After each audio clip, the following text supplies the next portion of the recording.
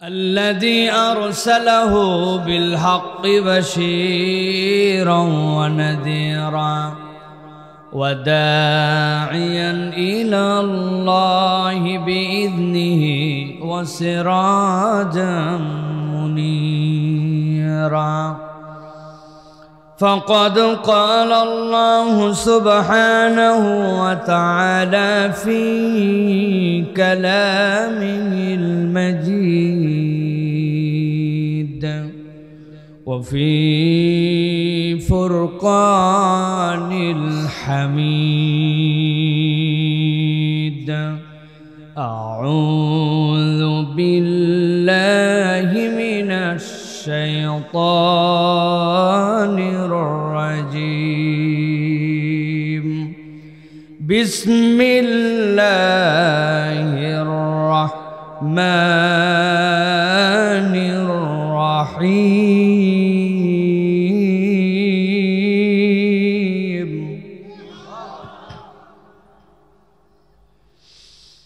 ما أصاب من مصيبة إلا بإذن الله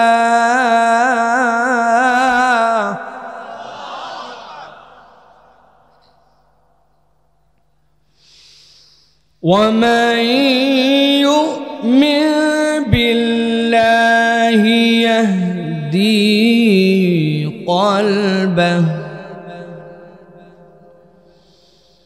يهدي قلبه والله بكل شيء عليم.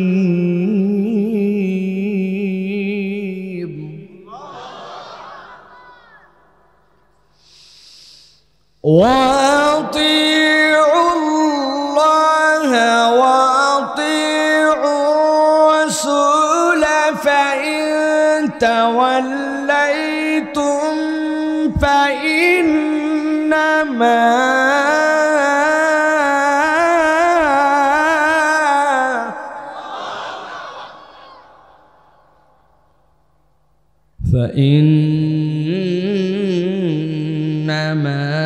على رسولنا البلاغ المبين.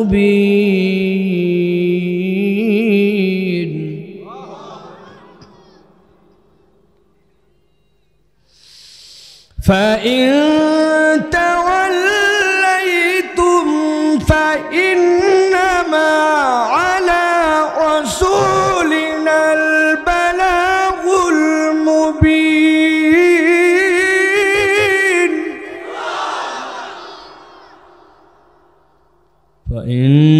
فإنما على رسولنا البلاغ المبين.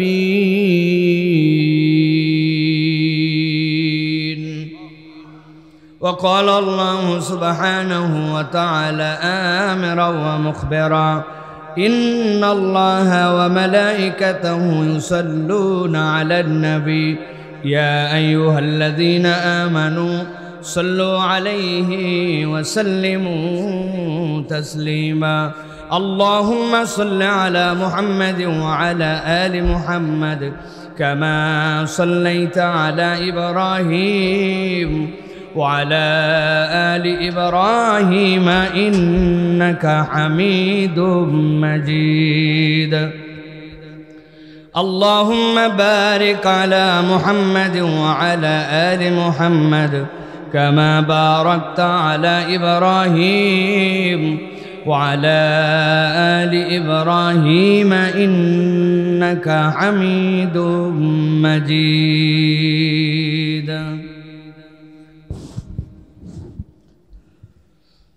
আলহামদুলিল্লাহ, আল্লাহ রাব্বুল আলামিনের কাছে শুকরগুজার হচ্ছি যে আল্লাহ রাব্বুল আমিন আমাদেরকে লক্ষ কোটি মানুষের মাঝ থেকে আলাদা করে দৌলতে ঈমান দান করে আল্লাহ রাব্বুল আমিন আজকের এই মাদ্রাসাতুত তাকওয়া দারুল উলুম কওমিয়া এর উদ্যোগে 18 জন ছাত্রের পাগড়ি প্রদান তথা সমাবর্তনের আজকের এই বাৎসরিক তাফসিরুল কোরআন মাহফিলের শেষ অধিবেশনে আমাদেরকে ঢাকার সাভারে নবী টেক্সটাইল পূর্ব কলতাসুতি বড়ইবাড়ি বিকেএসপি আশুলিয়াতে আজকের এই মাহফিলে আমাদেরকে আসার বসার তৌফিক যোগ্যতা সুস্থতা পরিবেশ পরিস্থিতি দান করলেন সেই রব্বুল আলামিনের কাছে আমরা কৃতজ্ঞ হচ্ছি। আল্লাহ রাব্বুল আমিনের শেখানো বাক্যে সকলে কালিমাতুশ শুকর আদায় করছি, সকলে পড়ছি আলহামদুলিল্লাহ। দরুদ এবং সালাম বর্ষিত হোক মানবতার মহান মুক্তির দূত আকায়ে নামদার তাজেদারে মদিনা আপনার আমার প্রিয় রাসূল জনাবে মুহাম্মদুর রাসূলুল্লাহ সাল্লাল্লাহু আলাইহি ওয়াসাল্লামের প্রতি। আজকের এই মোবারক মাজলিসের সম্মানিত সভাপতি জনাব মোহাম্মদ আব্দুল্লাহ মামুন সাহেব, আজকের মাহফিলের সম্মানিত প্রধান অতিথি হাজী মোহাম্মদ গোলাম জাফর সাহেব, আজকের মাহফিলের সম্মানিত বিশেষ অতিথিবৃন্দ, আজকের মাহফিলে কথা বলেছেন আমন্ত্রিত ওলামাই হযরত ফুজালা এজাম, আমার মঞ্চে উপবিষ্ট অত্র এলাকার বিশিষ্ট ব্যক্তিবর্গ, বিভিন্ন পর্যায়ের রাজনৈতিক নেতৃবৃন্দ, বিভিন্ন পর্যায়ের ওলামায়ে কেরাম, ফুজালা এজাম, আমার সামনে উপবিষ্ট সম্মানিত মুরব্বিয়ানে কেরাম, আমার প্রিয় তরুণ যুবকেরা, স্নেহের ছোটরা, আলাদা প্যান্ডেল থেকে শুনছেন মা এবং বোনেরা, সকলকে একবার সালাম দিয়েছি। আরও একবার আপনাদের কাছে দোয়া পাওয়া এবং করার আশায় সালাম নিবেদন করি, আসসালামু আলাইকুম ওয়া রাহমাতুল্লাহ। আমার সাভারের মুসলমানরা কেমন আছেন ভাই? সবাই ভালো আছেন আপনারা? নাকি যারা বসে আছেন আর জায়গা পায় নাই, যারা দাঁড়ায় আছে, আপনারা ভালো আছেন, এরা খারাপ আছে? এরা খারাপ আছে? প্রিয় ভাইয়েরা, যাদের সুযোগ আছে, আমরা এই মাহফিল এই মজমাটা সুন্দর করার জন্য যদি আমরা চেষ্টা করি, ভেরি সিম্পল। আমি জানি আমার ভাইরা ভেতরে যারা বসছেন তাদের দিলগুলা কেটে দেখানো যাবে না, কিন্তু বিশাল বড় বড় দিলের মালিক ইনশাআল্লাহ, ঠিক না ভাই? নবীজি বলছেন প্রকৃত ধনীকে, সাহাবায়ে কেরাম বলছেন ইয়া রাসূলুল্লাহ, যা টাকা পয়সা অর্থবিত্ত। নবী বললেন না, অনেক লোকের এরকম অর্থবিত্ত আছে কিন্তু তার অভাব জীবনে ফুরায় না, অভাবই তার স্বভাব। আছে না ভাই? চাই আরো চাই, চাই আরো চাই। আর অনেক লোক আছে যাদের টাকা পয়সার কামাই কম কিন্তু দিলটা এত বড় যে ও যদি সুযোগ থাকতো পুরা দুনিয়াও কেউ চাইলে দিয়ে দিত, দিলটা তার এরকম। সুতরাং নবী বলছেন অন্তরের অভাব যে মুক্ত সেই হচ্ছে প্রকৃত অভাব মুক্ত, ঠিক কি না? আমার ভিতরের ভাইদের অভাব মুক্ত অন্তর, আগে এসে বসছে, কষ্ট করে বসছে, কিন্তু আপনারা গেলে যে জায়গা দিবে না এরকম লেখ একটাও নাই। আপনারা শুধু জুতাটা খুলবেন, হাতে নেবেন, মারার জন্য না। জুতা হাতে নেবেন কেন? যেন জুতাটা মিসিং না হয়, কার জুতা কে পরে যাবে। এইটা যদি আপনারা করেন, আমি 30 সেকেন্ড সময় দিব, দেখবেন আপনাদের সব লোক এই জায়গায় ঢুকে যাবে। আপনারা রাজি আছেন ভাই? আপনারা বসে কথা শুনতে রাজি আছেন? যদি আমি জায়গা করে দেই, কোনো কমপ্লেন আছে আপনাদের? তাহলে আপনাদের স্যান্ডেলগুলো খুলবেন আর ভিতরে আপনারা ডাক দেন, ভিতরে ঢুকাই নেন আপনাদেরকে, যান যান। ওই দেখেন, ওই দেখেন, হাতগুলো দেখেন, একটু ক্যামেরা ট্যামেরা থাকলে ভিডিও করে রাখেন, দেখেন মানুষ মানুষে ডাকে এরকম করে, যান আপনারা যান, স্যান্ডেলগুলো ভিতরে যান, যান যান, ভিতরে যান, ভিতরে যান, ভিতরে যান, ভিতরে যান, সব ভিতরে যান। কথা বলেন না, কথা বলেন না, কথা বলা যাবে না, যান তাড়াতাড়ি যান। এই ভাই কি ব্যাপার? ভিতরে যান, সব ভিতরে যান। ওই যে মধ্যে ওই জায়গায় যান, ওই জায়গায় যান, একবারে সামনে ঘাড়ের উপর বসেন না, যান ভিতরে ঢুকেন, ভিতরে ঢুকেন, যান। কি আপনারা কই ভাই? কি ভাইরা যান, এদিকে যান, এই জায়গা ফাঁকা করে দিতে হবে, এই জায়গা ফাঁকা করে দেন। হ্যাঁ যান, বসেন, ভিতরে ঢোকেন, জলদি যান, জলদি যান। সকলে একটু জিকির করেন, লা ইলাহা ইল্লাল্লাহ বলে জিকির করেন, সুবহানাল্লাহ আলহামদুলিল্লাহ লা ইলাহা ইল্লাল্লাহ আল্লাহু আকবার, সুবহানাল্লাহ আলহামদুলিল্লাহ আল্লাহু আকবার। 15 সেকেন্ড ভিতরে। কি ব্যাপার? ভিতরে আসেন, কথা বলেন না, দেখেন না কি সুন্দর হয়ে গেছে। বসেন, যে যেখানে আছেন ওখানে বসেন। ভাই আপনাদেরকে বসতে হবে, এতগুলা ইউটিউবার আসছে আপনাদের, তারপরেও যদি মোবাইলে ভিডিও করা লাগে, এদের ভিউ কে নিবে? এদের চ্যানেল চলা লাগবে না? সে কোন জায়গার থেকে কোন জায়গার থেকে সেদের সব আপনারা মোবাইলে নিয়ে নেবেন, এদের চ্যানেল থেকে দেখবেন না আপনারা। বসেন, ভাইরা বসেন, আল্লাহ আমাদেরকে কবুল করে বলেন আলহামদুলিল্লাহ বলেন। সাভারের মানুষ ইতিহাস করে ফেললো, মনে হচ্ছিল জায়গা নাই, এখন কি অবস্থা। আল্লাহু আকবার।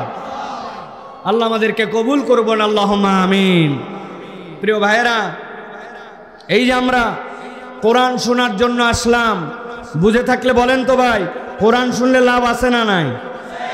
হয়নি, বুঝে বলতে হবে আপনাদেরকে ঠান্ডা মাথায়। কোরআন শুনলে লাভ আছে না নাই? যেই লাভ আছে বললেন, এই লাভ কি কম না বেশি? যেইটা বললেন আছে, যেইটা বললেন বেশি, এইটা কি বুঝে না না বুঝে? জি না।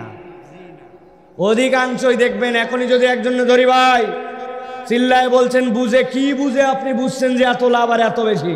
বলবে হুজুর আমি বলিনি। আছে না এই পার্টির লোক ভাই? আবার আমাদের অনেক তরুণ যুবক আছে, আপনারা বিশ্বাস করবেন না, মাঠে তো আমাদের বিন্দুমাত্র জায়গা নাই, কিন্তু রাস্তাঘাটেও অনেক যুবকরা ঘুরে বেড়াচ্ছে, হুটানি মারে, বাম্পার মারে, চিন্তা করতেছে এগুলো ওয়াজ আমাদের জানাই আছে। আছে না ভাই? ওদেরকে ঠাইসে ধরে যদি জিজ্ঞাসা করেন এই গোসলের ফরজ কয়টা, পিক আপ নিয়ে বলবে কমন পড়ছে। কয়টা? বলে 3টা। বলে কি ঠিক করে বল? বলতে হুজুর জানা আছে লুঙ্গি, বদনা, গামছা। এই পার্টির লোক নাই ভাই? বিরাট ভাব, জামা কাপড় চলাফেরা দেখলে মনে হবে দুনিয়ার সব জানে, কিন্তু মুরব্বীরে ঠাইসে ধরছে না। এই মুরব্বী, নামাজের ভিতরে কয় ফরজ আর বাইরে কয় ফরজ? বলছে ইমাম সাহেব জানে। ইমাম সাহেব জানলে আপনার কি লাভ? আপনি জানেন কিনা? বলতেছে তোর আব্বার বিয়ে খাইছে, আমি বেয়াদবি করতেছিস আমার সাথে। আছে কিনা ভাই?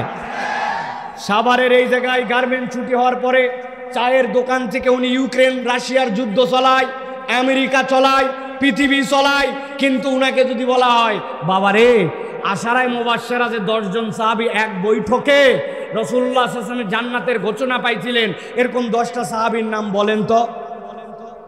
পারবে? অনেক আমাদের আছে ভাই। সুতরাং আমাদের দ্বীন ইসলামের ব্যাপারে জানার আগ্রহ আপনাদের কেন নাই এইটা আমি বুঝি না। আমাদের যুবকরা, তরুণরা, প্রত্যেক দিন তো এই মাহফিলের আয়োজন হয় না ভাই, বছরে একদিন হয়। আর তুমি রাস্তাঘাটে ঘোরো, তুমি কোরআনের এইটুকুকে মর্যাদা দাও না। তুমি সন্ধ্যার থেকে পাঁপড় খাইলে, সন্ধ্যার থেকে তুমি 12 ভাজা খাইলে, জিলাপি খাইলে, এখন পর্যন্ত যেই ওসিলাই দোকান আসলো ওই ওসিলাই তুমি এখন পর্যন্ত হাজির হলে না, আল্লাহর কাছে তুমি জবাব দিবে কি?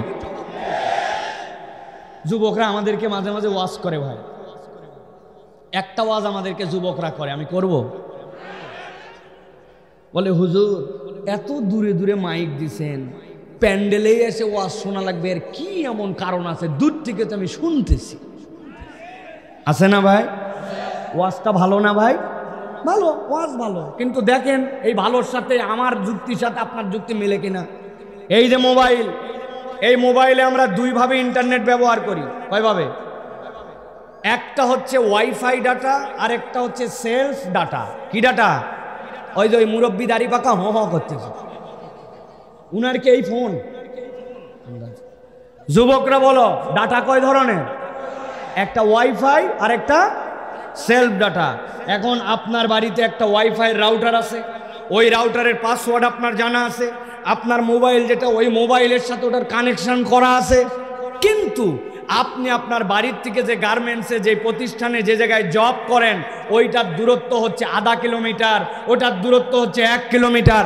আপনি 1 কিলোমিটার দূরে গেছেন, বুঝে থাকলে বলবেন যে আপনার রাউটারের রেঞ্জ হচ্ছে 200 মিটার, 250 মিটার, 500 মিটার। 1 কিলোমিটার দূরে আপনার রাউটারের পাসওয়ার্ড টাসওয়ার্ড সব জানা থাকলেও আপনার মোবাইলে কি রাউটার থেকে কানেকশন পাবে? যারা বললেন না তাদেরগুলো পাবে? পাবে? প্রিয় ভাইয়েরা ভালো করে বোঝেন, আপনি ওয়াজ শোনেন, আপনি ইউটিউবে ওয়াজ শোনেন, আপনি দিনের কথা দূর থেকে শোনেন, সবগুলাই শুনতে পারেন, কিন্তু যখন যেখানে মজমা কায়েম হয়, মাজালিসুজ জিকির হয়, ওই মাহফিলের মজমাটুকু, ওই প্যান্ডেলটুকু, ওই এলাকাটুকু আল্লাহ রাব্বুল আলামিনের রহমতের ওয়াইফাই জোন। আল্লাহ একদল ফেরেশতা পাঠান, ওই ফেরেশতারা মজমায় যারা হাজির হয় আল্লাহর কাছে তাদের জন্য ক্ষমা চায়। অতএব আপনি যেরকম ওয়াইফাইয়ের নেটওয়ার্কের বাইরে থাকলে কানেকশন পাবেন না, ওয়াজ শুনতে পারেন, কিন্তু কিন্তু এইখানে না আসলে আল্লাহ রাব্বুল আলামিনের মাজালিসুজ জিকিরে সরাসরি শরীক হওয়ার এবং আল্লাহর ফেরেশতাদের দোয়া আপনার কপালে জুটবে না। কথা ক্লিয়ার? আর কোনোদিন বুঝানো লাগবে এটা না। কিন্তু প্রিয় ভাইরা, এই কোরআন শুনতে আসলে আমাদের জন্য কিছু লাভ আছে, ঠিক কিনা? কিন্তু আমরা জানি না। আজকে একটু জানার চেষ্টা করে দেখেন তো আল্লাহ কি বলছেন। আল্লাহ রাব্বুল আমিন বলছেন, ইয়া আইয়ুহান নাস قد جاءتكم موعظة من ربكم وشفاء لما في الصدور।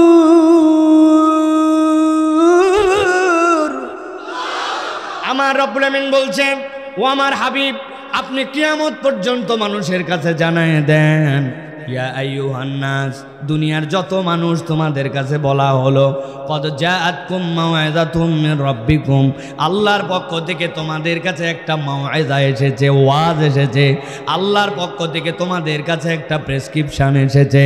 আপনি যদি কখনো ডাক্তার দেখান, ডাক্তার দেখানোর সাথে সাথে আপনি দেখবেন ডাক্তারের প্রেসক্রিপশনে দুইটা ভাগ থাকে, বাম পাশে চিকন করে একটা রো করা থাকে আর ডান পাশে একটা ভাগ করা থাকে।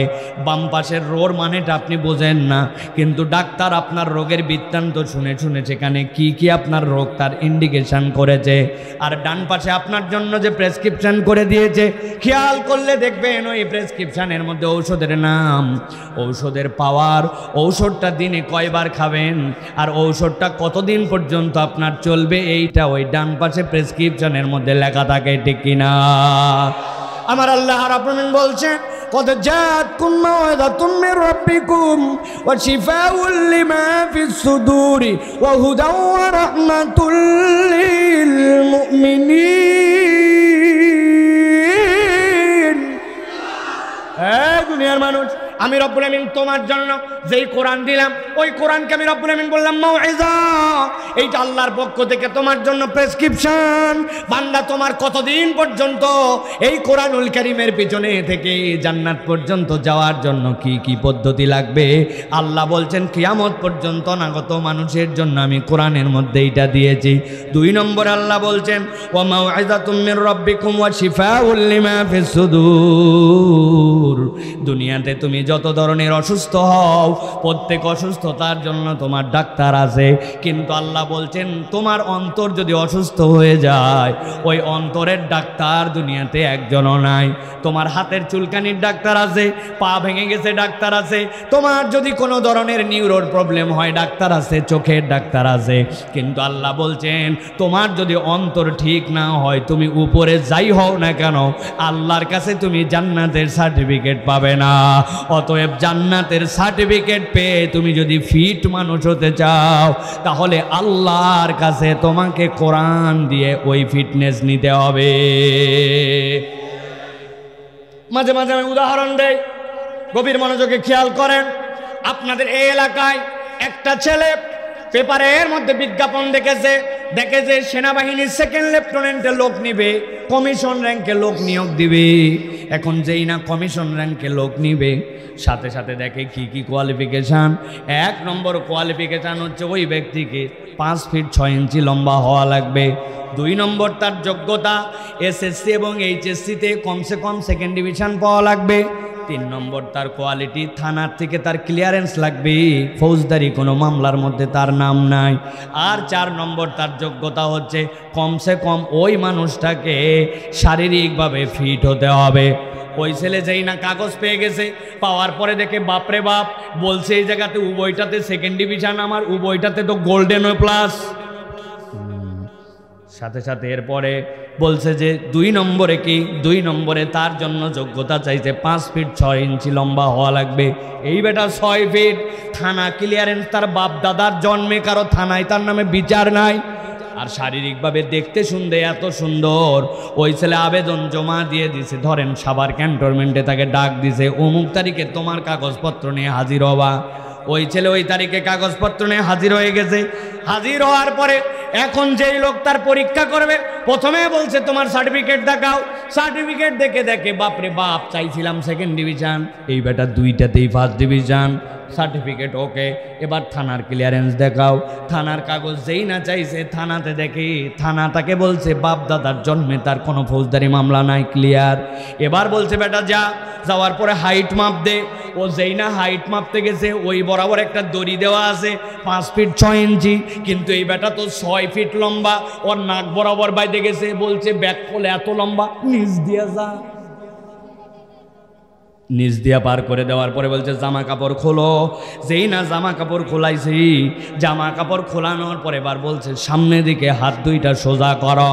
যেই না বলছে সামনে দিকে হাত দুইটা সোজা করো, হাত দুইটা সোজা করছে। ডান হাতটা টনটনা সোজা, কিন্তু বাম হাতের 4টা আঙ্গুল অল্প একটুখানি বাঁকা।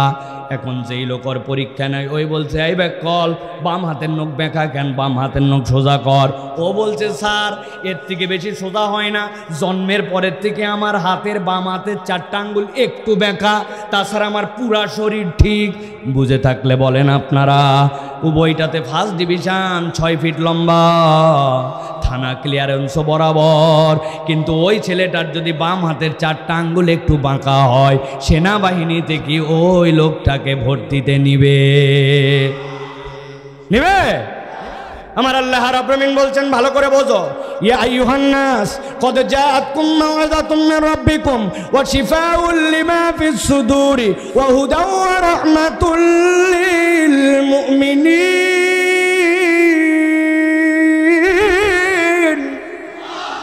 এই দুনিয়ার মানুষ, আমি রব্বুল আমিন বললাম নবী আপনি জানাই দেন, ইজা সলুহাত সলুহাল জাসাদু কুল্লু ওয়া ইজা ফাসাদাত ফাসাদাল জাসাদু কুল্লু। তুমি দেখতে যেমনই হও না কেন, তোমার অন্তর যদি ঠিক না হয়, আল্লাহর কাছে তোমার কোনো দাম নাই। আর তোমার বাহিরের অবস্থা যেমনই হোক না কেন, আল্লাহর কাছে যদি একবার অন্তর ঠিক করে যেতে পারো, আমি আল্লাহ বললাম এইটাই তোমার জান্নাতের জন্য যাওয়ার সার্টিফিকেট হবে। আর জান্নাতে যাওয়ার এই সার্টিফিকেট অর্জন করার জন্য আল্লাহ বলছেন কোরআন ছাড়া আর কোনো বিকল্প নাই।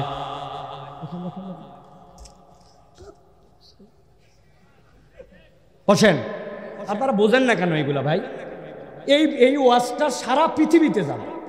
এখানে আসেন 30,000 লোক, 10-20-30,000, সারা পৃথিবীর লোক দেখবে হুজুরের পিছনে একটা পৃথিবী আগায় গেছে, একটা টেবিল ফ্যান দিতে পারে নাই, একটা চার্জার ফ্যান দিতে পারে নাই, হুজুরের পিছনে একজন বাতাস করতেছে। এটা কি আমাদের ইজ্জত না বেইজ্জত? আমি এইটা বলি নাই কোনোদিন, আজকে সকল মিডিয়ার সামনে বললাম, সকল বক্তাদেরকে বলবো খবরদার আপনার পিছনে কাউরে বাতাস করতে দিবেন না। আপনার বাতাস লাগলে অন্তত পক্ষে আগে বলে দিবেন, একটা টেবিল ফ্যান রাখেন। একজন বাতাস করে পুরা দুনিয়া দেখতেছে যে পুরা দুনিয়া আসমানে চলে গেছে, হুজুরের পিছনে এখন হাত দিয়ে বাতাস করা লাগে। সব কিছুর মধ্যে একটা পরিবেশনা আছে, ইসলামকে আমরা উপস্থাপন করছি। আমি অনেক স্টেজে কথা বলছি, ইদানিং আর বলি না, যে যেগুলো স্টেজে আমাদের সম্মানিত ব্যক্তিরা বসেন, অন্তত পক্ষে টাকনুর উপরে যেন কাপড়টা থাকে, অন্তত মুখে যেন দাড়ি থাকে। হাজার হাজার এখানে আলেম বসে আছে, আর আমরা এমন চেহারা নিয়ে বসে থাকি, বাহিরের মানুষ খারাপ মনে করে। চ্যাংরা প্যাংরা যেগুলো লিডার, এগুলো না হয় বাদ দিলে হয়, কিন্তু যেগুলো মুরব্বী হয়ে গেছেন, কবে দাঁড়িয়ে রাখবে না? রাগ করেন না, রাগ করেন না, কথা বলে ঠিক ঠিক বলেন না, চুপ করেন, চুপ করেন। এগুলো আমাদের সৌন্দর্যের ইন্টারনাল কথা, এগুলো একটাও নেটে যাবে না, এরা কেটে ফেলবে। এটা আমাদের ইন্টারনাল কথা। তাহলে ভালো করে খেয়াল করেন, দুইটা জিনিস গেল। 1 নম্বরে হচ্ছে কোরআন আমাদের জন্য প্রেসক্রিপশন, মনে থাকবে। 2 নম্বরে বলেছি কোরআন আমাদের জন্য হৃদয়ের ডাক্তারি। আল্লাহ এরপরে বলতেছেন কোরআন আরো একটা কল্যাণ তোমাদের জন্য করে, ওয়াহুদাউ ওয়া রাহমাতুল লিল মুমিনিন। এই কোরআনটা হচ্ছে তোমার জন্য গাইডেন্স, কোরআনটা হচ্ছে তোমার জন্য হুদা। এখানে হুদা শব্দ শোনেন নাই, এরকম একজনও নাই, কিন্তু হুদা মানে কি হৃদয়ের মধ্যে আমরা ধারণ করি না। 2টা উদাহরণ দিব, সারা জীবন হৃদয়ের মধ্যে ঢুকায় রাখবেন। কোরআন আপনাকে কি করতে পারে আপনি তাহলে বুঝতে পারবেন। হুদার একটা অর্থ হচ্ছে হুদা আপনার জন্য আলো, হুদা আপনার জন্য নূর। কোরআন আপনার জন্য আল্লাহর পক্ষ থেকে একটা নূর। যারা এখানে বয়স্ক আছেন, মুরব্বী, অধিকাংশই তরুণ। আগে যখন আমাদের গ্রামের বাড়িগুলা ছিল, আগে যখন আমাদের প্রথম দিকে বিদ্যুৎ বাড়িতে যাইতো, তখন এখনকার মতো অটো মেন সুইচ ছিল না। তখন বাড়ির কোনো একটা কাট আউট থাকতো, চীনামাটির কাট আউট, বড় বড় বাড়ির কোণার মধ্যে লাগানো থাকতো, ঠিক কিনা? হঠাৎ করে দেখে নিজের বাড়িতে বিদ্যুৎ নাই, আশপাশের সব বাড়িতে কারেন্ট। কি ব্যাপার? সাথে সাথে চেক করো তো, কাট আউট মনে হয় কেটে গেছে। দৌড়ায় উঠে যায়, খুলছে, খোলার পরে দেখে হ্যাঁ যা ভাবছিলাম তাই, মধ্যে থেকে তো কাট আউটের লাইন নাই।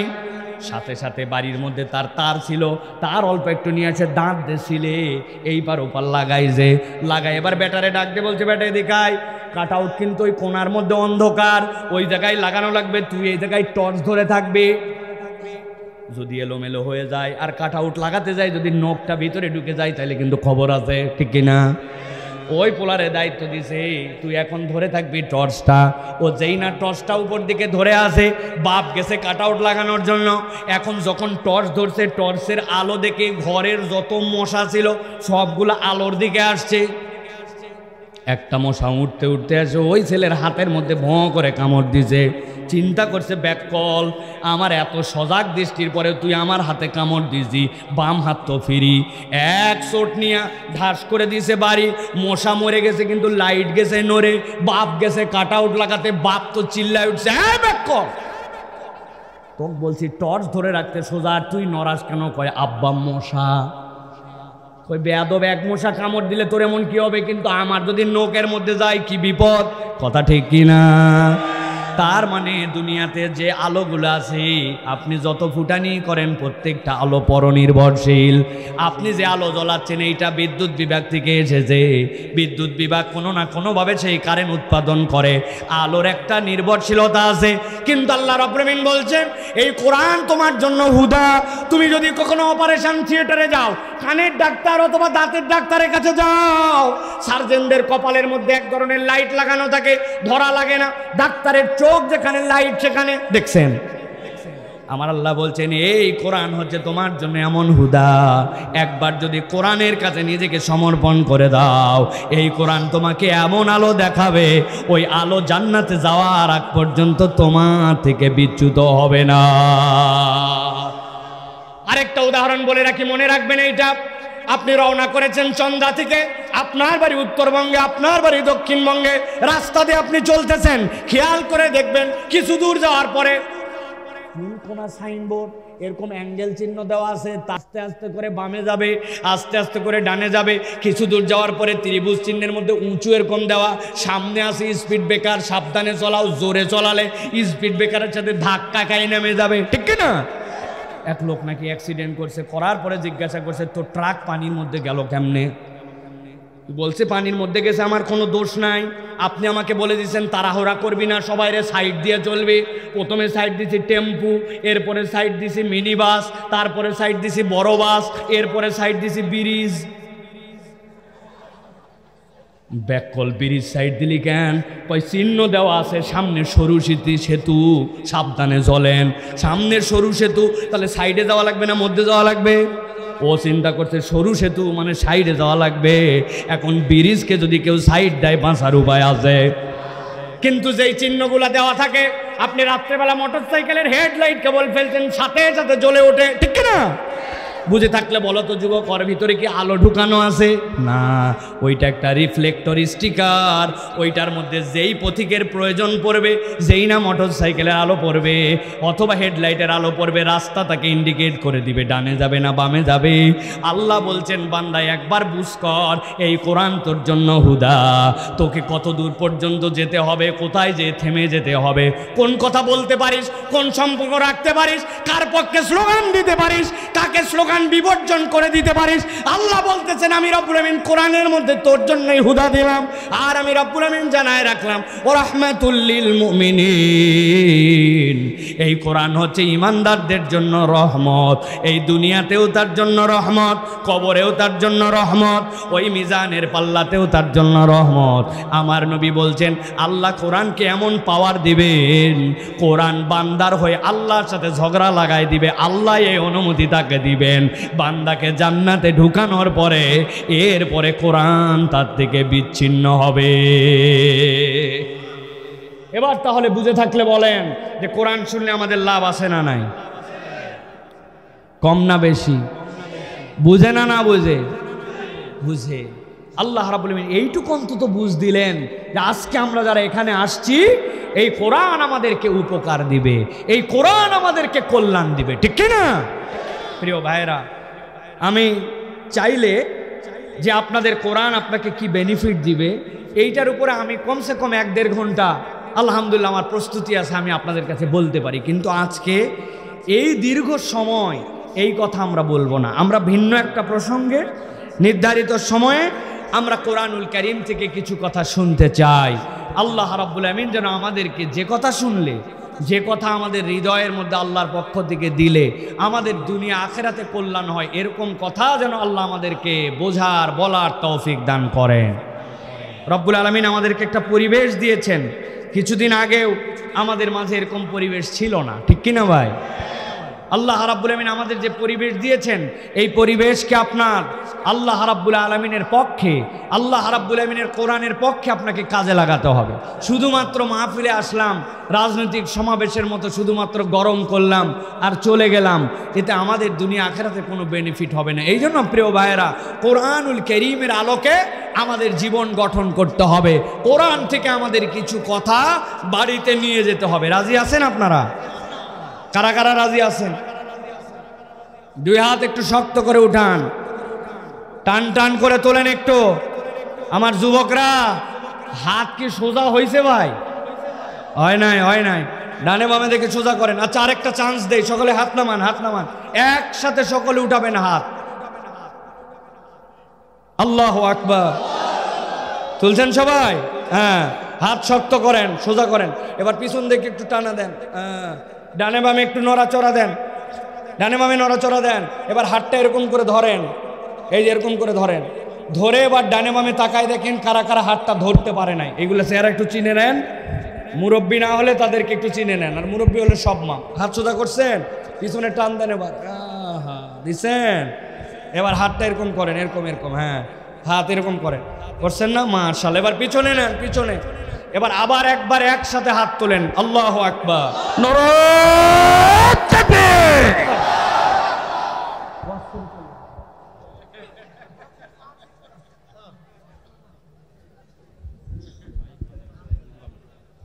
সোজা করেন।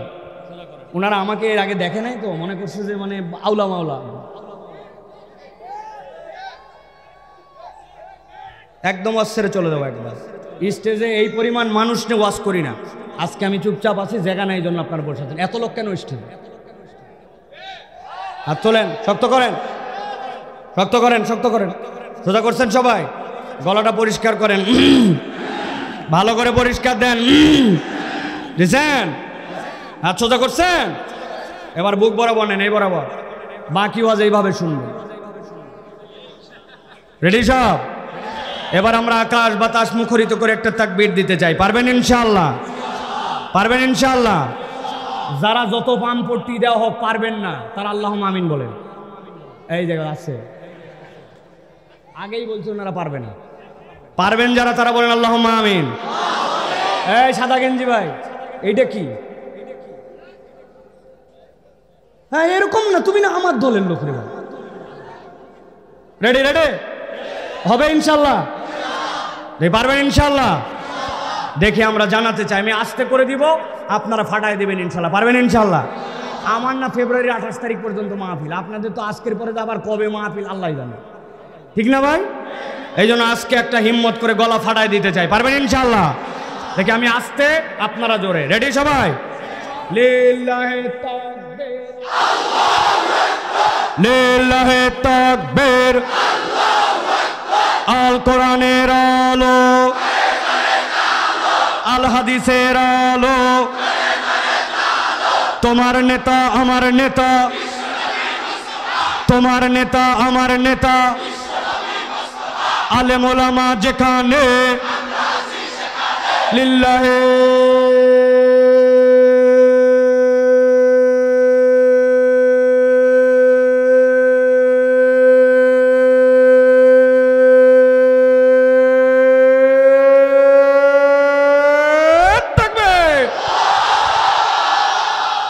আলহামদুলিল্লাহ বলেন।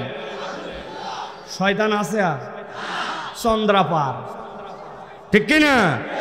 কারণ আল্লাহু আকবারের স্লোগান শয়তান পছন্দ করে না। আল্লাহু আকবারের স্লোগান দিলে শয়তান হাওয়া মারতে মারতে বিদায় হয়। দুনিয়াতেও অনেকে আল্লাহু আকবারের স্লোগান পছন্দ করতে পারে না। সব দলের স্লোগানে আল্লাহু আকবার নাই। দুনিয়াতে আল্লাহু আকবারের স্লোগান পছন্দ করে না। ভালো করে জেনে রাখবেন, এরা শয়তানের খালাতো মামাতো ভাই।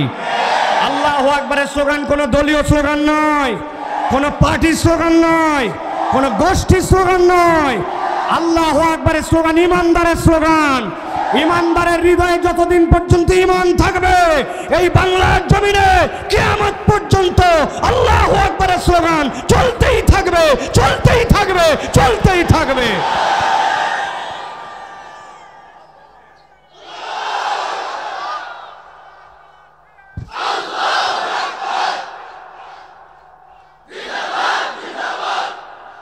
আলহামদুলিল্লাহ বলেন। অলসতা গেছে না ভাই? অনেকে মনে করছিল যাই কি বাড়ি, যাই কি না, আর সেইগুলা যাতে যাবে না অন্তত পক্ষে আধা ঘন্টা, ঠিক কিনা? প্রিয় ভাইয়েরা, আজকে জুমার রাত, আমরা দীর্ঘ সময় কথা বলবো না।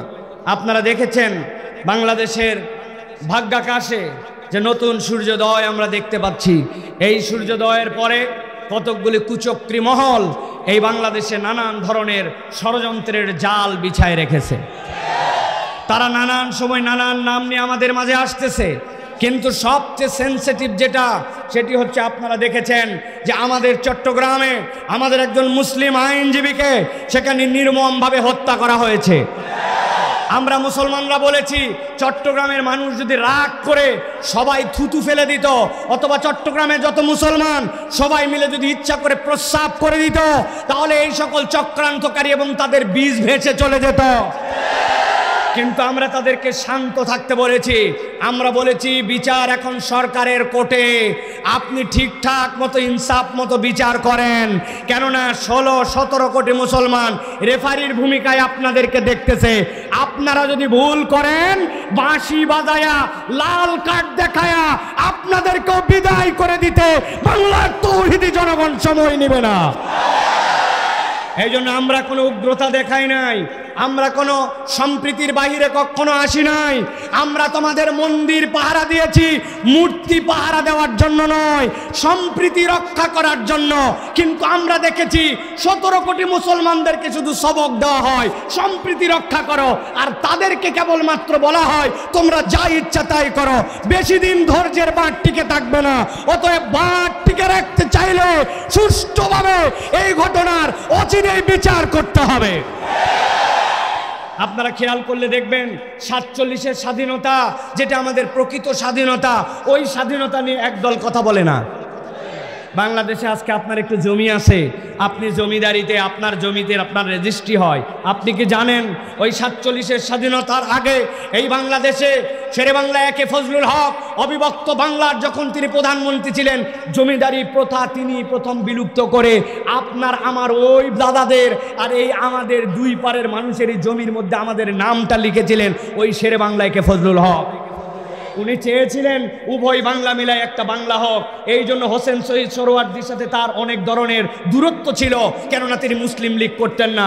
কিন্তু পরবর্তীতে যখন দেখেছেন দাদা বাবুদের হেডাম বেশি, ওরা মুসলমানদেরকে গোনে না, তাদের মধ্যে এক ধরনের বুর্জোয়া এবং তাদের মধ্যে এক ধরনের এলিট ভাব আছে, তখন তিনি নিজের অস্তিত্ব নিজের হেডাম সব কমায় দিয়ে হোসেন শহীদ সোহরাওয়ার্দীর সাথে এক হয়ে 47-এর 14 আগস্ট এই মানচিত্র, যেটি দ্বিজাতি তত্ত্বের ভিত্তিতে গঠিত হয়েছিল, সেই মানচিত্রের আলোকে ৭১ সালের স্বাধীনতা পেয়েছি।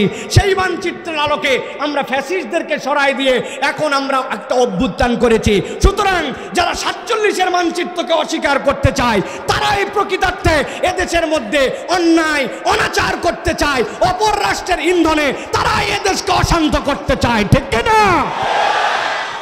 অতএব চিনে নিতে হবে কে আপনার বন্ধু আর কে আপনার দুশমন। কিচ্ছু জানে না, ইতিহাস সম্পর্কে কোনো ধারণা নাই। তরুণ, এই দেশের ভবিষ্যৎ তোমার আমার হাতে, কেননা মুরব্বীদের বয়স হয়েছে। এখন আমরা যদি আমাদের দেশের পক্ষে না থাকি, আমরা যদি আমাদের দেশের পক্ষে কথা না বলি, তাহলে নিশ্চয় বিপদ কত বড় হবে সেটা আমরা কল্পনাও করতে পারবো না। আপনারা দেখেছেন, গতকালকেও আপনারা দেখেছেন সার্জিস এবং আমাদের প্রিয় হাসানাতকে তাদেরকে বারবার গাড়ি চাপা দিয়ে হত্যা করার চেষ্টা করা হয়েছে। আপনারা জানলে অবাক হবেন, পৃথিবীতে ৩ দেশের গোয়েন্দা, একটা হচ্ছে আমেরিকান গোয়েন্দা। তারা যখন কাউকে টার্গেট করে তখন তাদের টার্গেটের পদ্ধতি হচ্ছে শ্যুট করা। শ্যুট করা মানে কি? কিল করে দেওয়া। তাদেরকে এমন জায়গা থেকে তারা তাক করে, স্নাইপার, আপনি কল্পনাও নিতে পারবেন না, তাদেরকে শ্যুট করে শেষ করে ফেলে। আরেকটা গোয়েন্দা যারা ইসরায়েলি মোসাদ, এদের টার্গেট হচ্ছে এরা বিস্ফোরক কোনো জায়গায় দিয়ে টাইম বোমের মতো করে রেখে, আপনি কল্পনাও করতে পারবেন না ৩ মাস আগে যেই বাড়ি ওই হামাসের ইসমাইল হানিয়ার জন্য সিলেক্ট করা ছিল, 3 মাসের তারও আগে সেখানে তারা নিজস্ব পদ্ধতিতে বোমা ফিট করে সেখানে তারা ইসমাইল হানিয়া সহ চেজার বিস্ফোরণ করে লেবাননে মানুষকে মেরেছে। আর একটা নাম নিচ্ছি না, আরেকটা গোয়েন্দা সংস্থা আছে যারা স্যাবলা, ওরা এইগুলা করে না, কিন্তু ওরা গাড়ি চাপা দিয়া গাড়ি অ্যাক্সিডেন্ট করায়া বহু মানুষকে দুনিয়ার থেকে বিদায় করছে। এটা তাদের টার্গেট কিলিংয়ের অংশ। আমাদের গাড়ি অ্যাক্সিডেন্ট করেছিল, আপনারা জানেন, আল্লাহ রাব্বুল আলামিন হেফাজত করেছেন। তবে আমরা একটা কথা বলি ভাই, মাকারু ওয়া মাকারাল্লাহ ওয়াল্লাহু খায়রুল মাকিরিন। তুমিও কৌশল করো, আল্লাহও কৌশল করেন। আল্লাহ যদি চান তাহলে কখনো আল্লাহর কৌশলের উপরে কারো কৌশল বিজয়ী হবে না। মুসলমানরাই শেষ হাসি ইনশাআল্লাহ হাসবে, ঠিক কি না? কিন্তু তার জন্য তো আমার ভিতরে ঈমান দরকার, তার জন্য তো আমার ভিতরে খালি হইচই নয়, কোরআনের তালিম দরকার, আমার জীবনে একটা পরিবর্তন দরকার। যেই লোক দাঁড়ায়া মুতে এশার নামাজ না পড়ে ফজর পড়বে না, এখানে এসে স্লোগান দিচ্ছে, বলেন তো এই লোক দিয়ে কি হবে? কি হবে ভাই? কিচ্ছু হবে না। এই জন্য বলবো আমাদের তালিম তারবিয়াত লাগবে, ঠিক না? আমি আপনাদের কাছে নির্ধারিত একটা সূরা থেকে নির্ধারিত একটু কথা বলতে চাই। আশা করি আপনারা আমার কাছ থেকে এর আগে না শুনলে, এই কথা এর আগে এভাবে আপনাদের কাছে উপস্থাপন করা হয় নাই। আমি আপনাদের কাছে সর্বোচ্চ 30 থেকে 40 মিনিট, আর 40 মিনিট কথা বলে ফেলছি, আর 30 থেকে 40 মিনিট আপনাদের সামনে একটু কথা বলতে চাই। শুনবেন তো ইনশাআল্লাহ? আসেন তো ইনশাআল্লাহ? চলেন তাহলে আমরা সমস্বরে একযোগে আমরা বিতাড়িত শয়তান থেকে আশ্রয় প্রার্থনা করে আমরা কোরআনুল কারীমের মধ্যে প্রবেশ করব।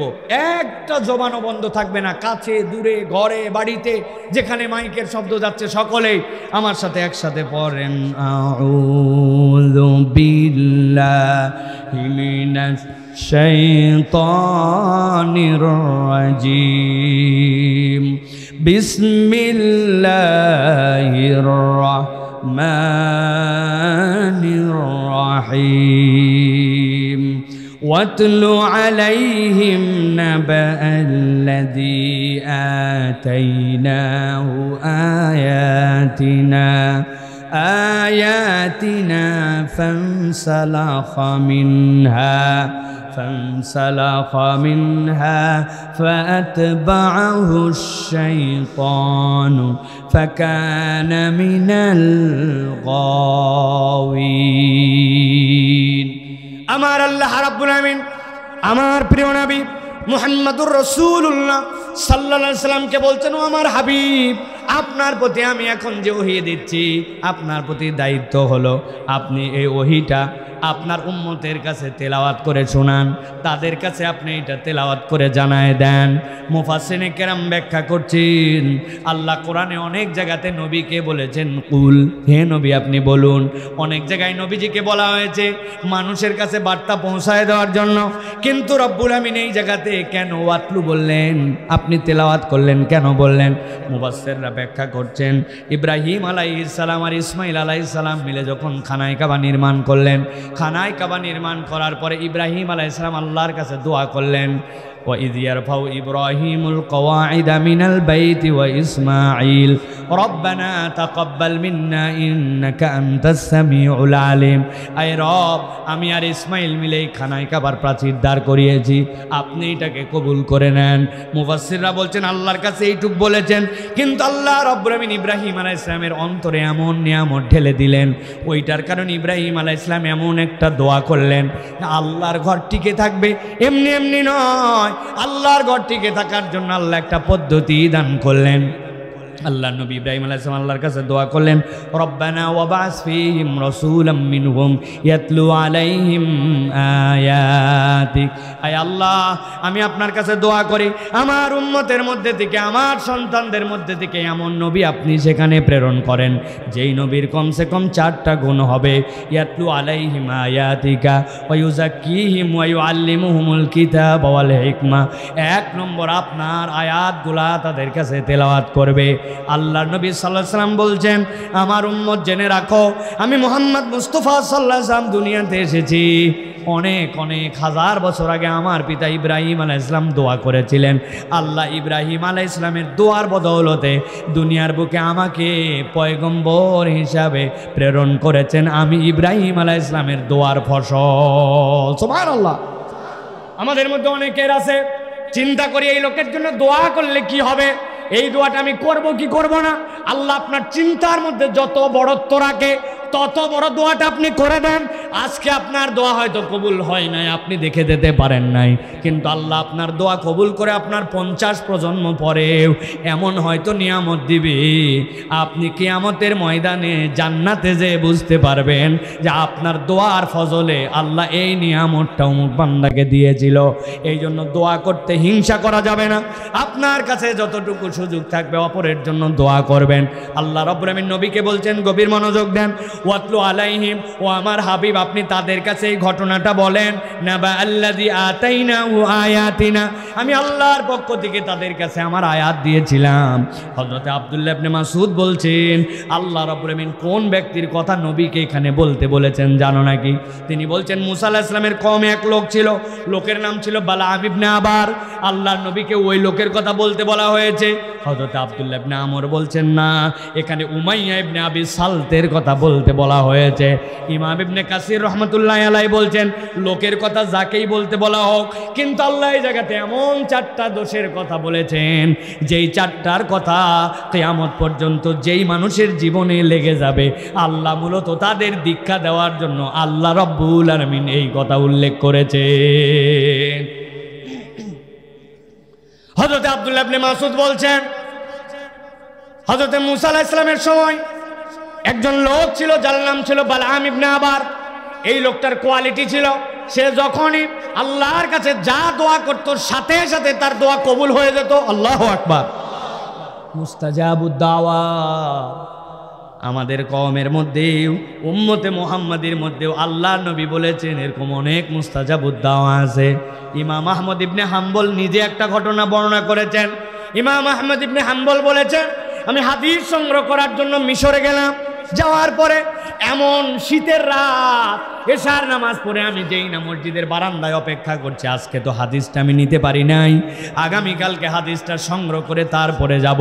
শীতের রাত্রে কনকনা শীত, চিন্তা করছেন মসজিদে কোনো রকম রাতটা পার করে দেব। মসজিদের মধ্যে বসে আছেন, বসে বসে সকলের নামাজ পড়া যখন শেষ, মসজিদের মুয়াজ্জিন যখন দরজা লাগাইছে, লাগানোর সময় এসে বলতেছে, ও মুসাফির, এই মসজিদে মুসাফিরদের রাত্রে থাকার ব্যবস্থা নাই, আপনাকে মসজিদ থেকে বের হতে হবে। সে চেনে নাই যে এটা ইমাম ইবনে আহমদ ইবনে হাম্বল, দুনিয়ার শ্রেষ্ঠতম মুহাদ্দিসদের একজন। সে চিনতে না পেরে তাকে যেই না বের করে দিছে, ইমাম আহমদ ইবনে হাম্বল দেখেছেন সামনে তাকায় একটা রুটির দোকান দেখা যায় যেখানে একটু আগুন জ্বলতেছে। আমি যাই তো অন্তত পক্ষে শীতের দিনে আগুনের তাপে আশপাশটা গরম থাকবে, ওইখানে যে একটু অপেক্ষা করি, রাতটা তো কোনো রকম পার করতে হবে। যেই না তিনি ওই দোকানে গেছেন, যাওয়ার পরে চুপচাপ বসে আছেন, তাকায় তাকায় দেখতেছেন রুটি বানাচ্ছে, বেলতেছে, সেঁকতেছে, পরিবেশন করছে একটা তরুণ যুবক। কিন্তু লক্ষ্য করে দেখেছেন ঘন্টাখানিক তার দিকে তাকায়া, যতক্ষণ ওই যুবক কাজ করে মুখ কোনো সময় বন্ধও থাকে না, মুখটা শুধু বিড় বিড় বিড় বিড় বিড় বিড় করতে থাকে। অনেকক্ষণ দেখার পরে ওই যুবকও খেয়াল করছে একজন মুসাফির খাবারের অর্ডার করে না, কিন্তু বসে আছে। জিজ্ঞাসা করছে, ওহে মুসাফির, কোথা থেকে এসেছেন, কেনই বা এখানে বসে আছেন?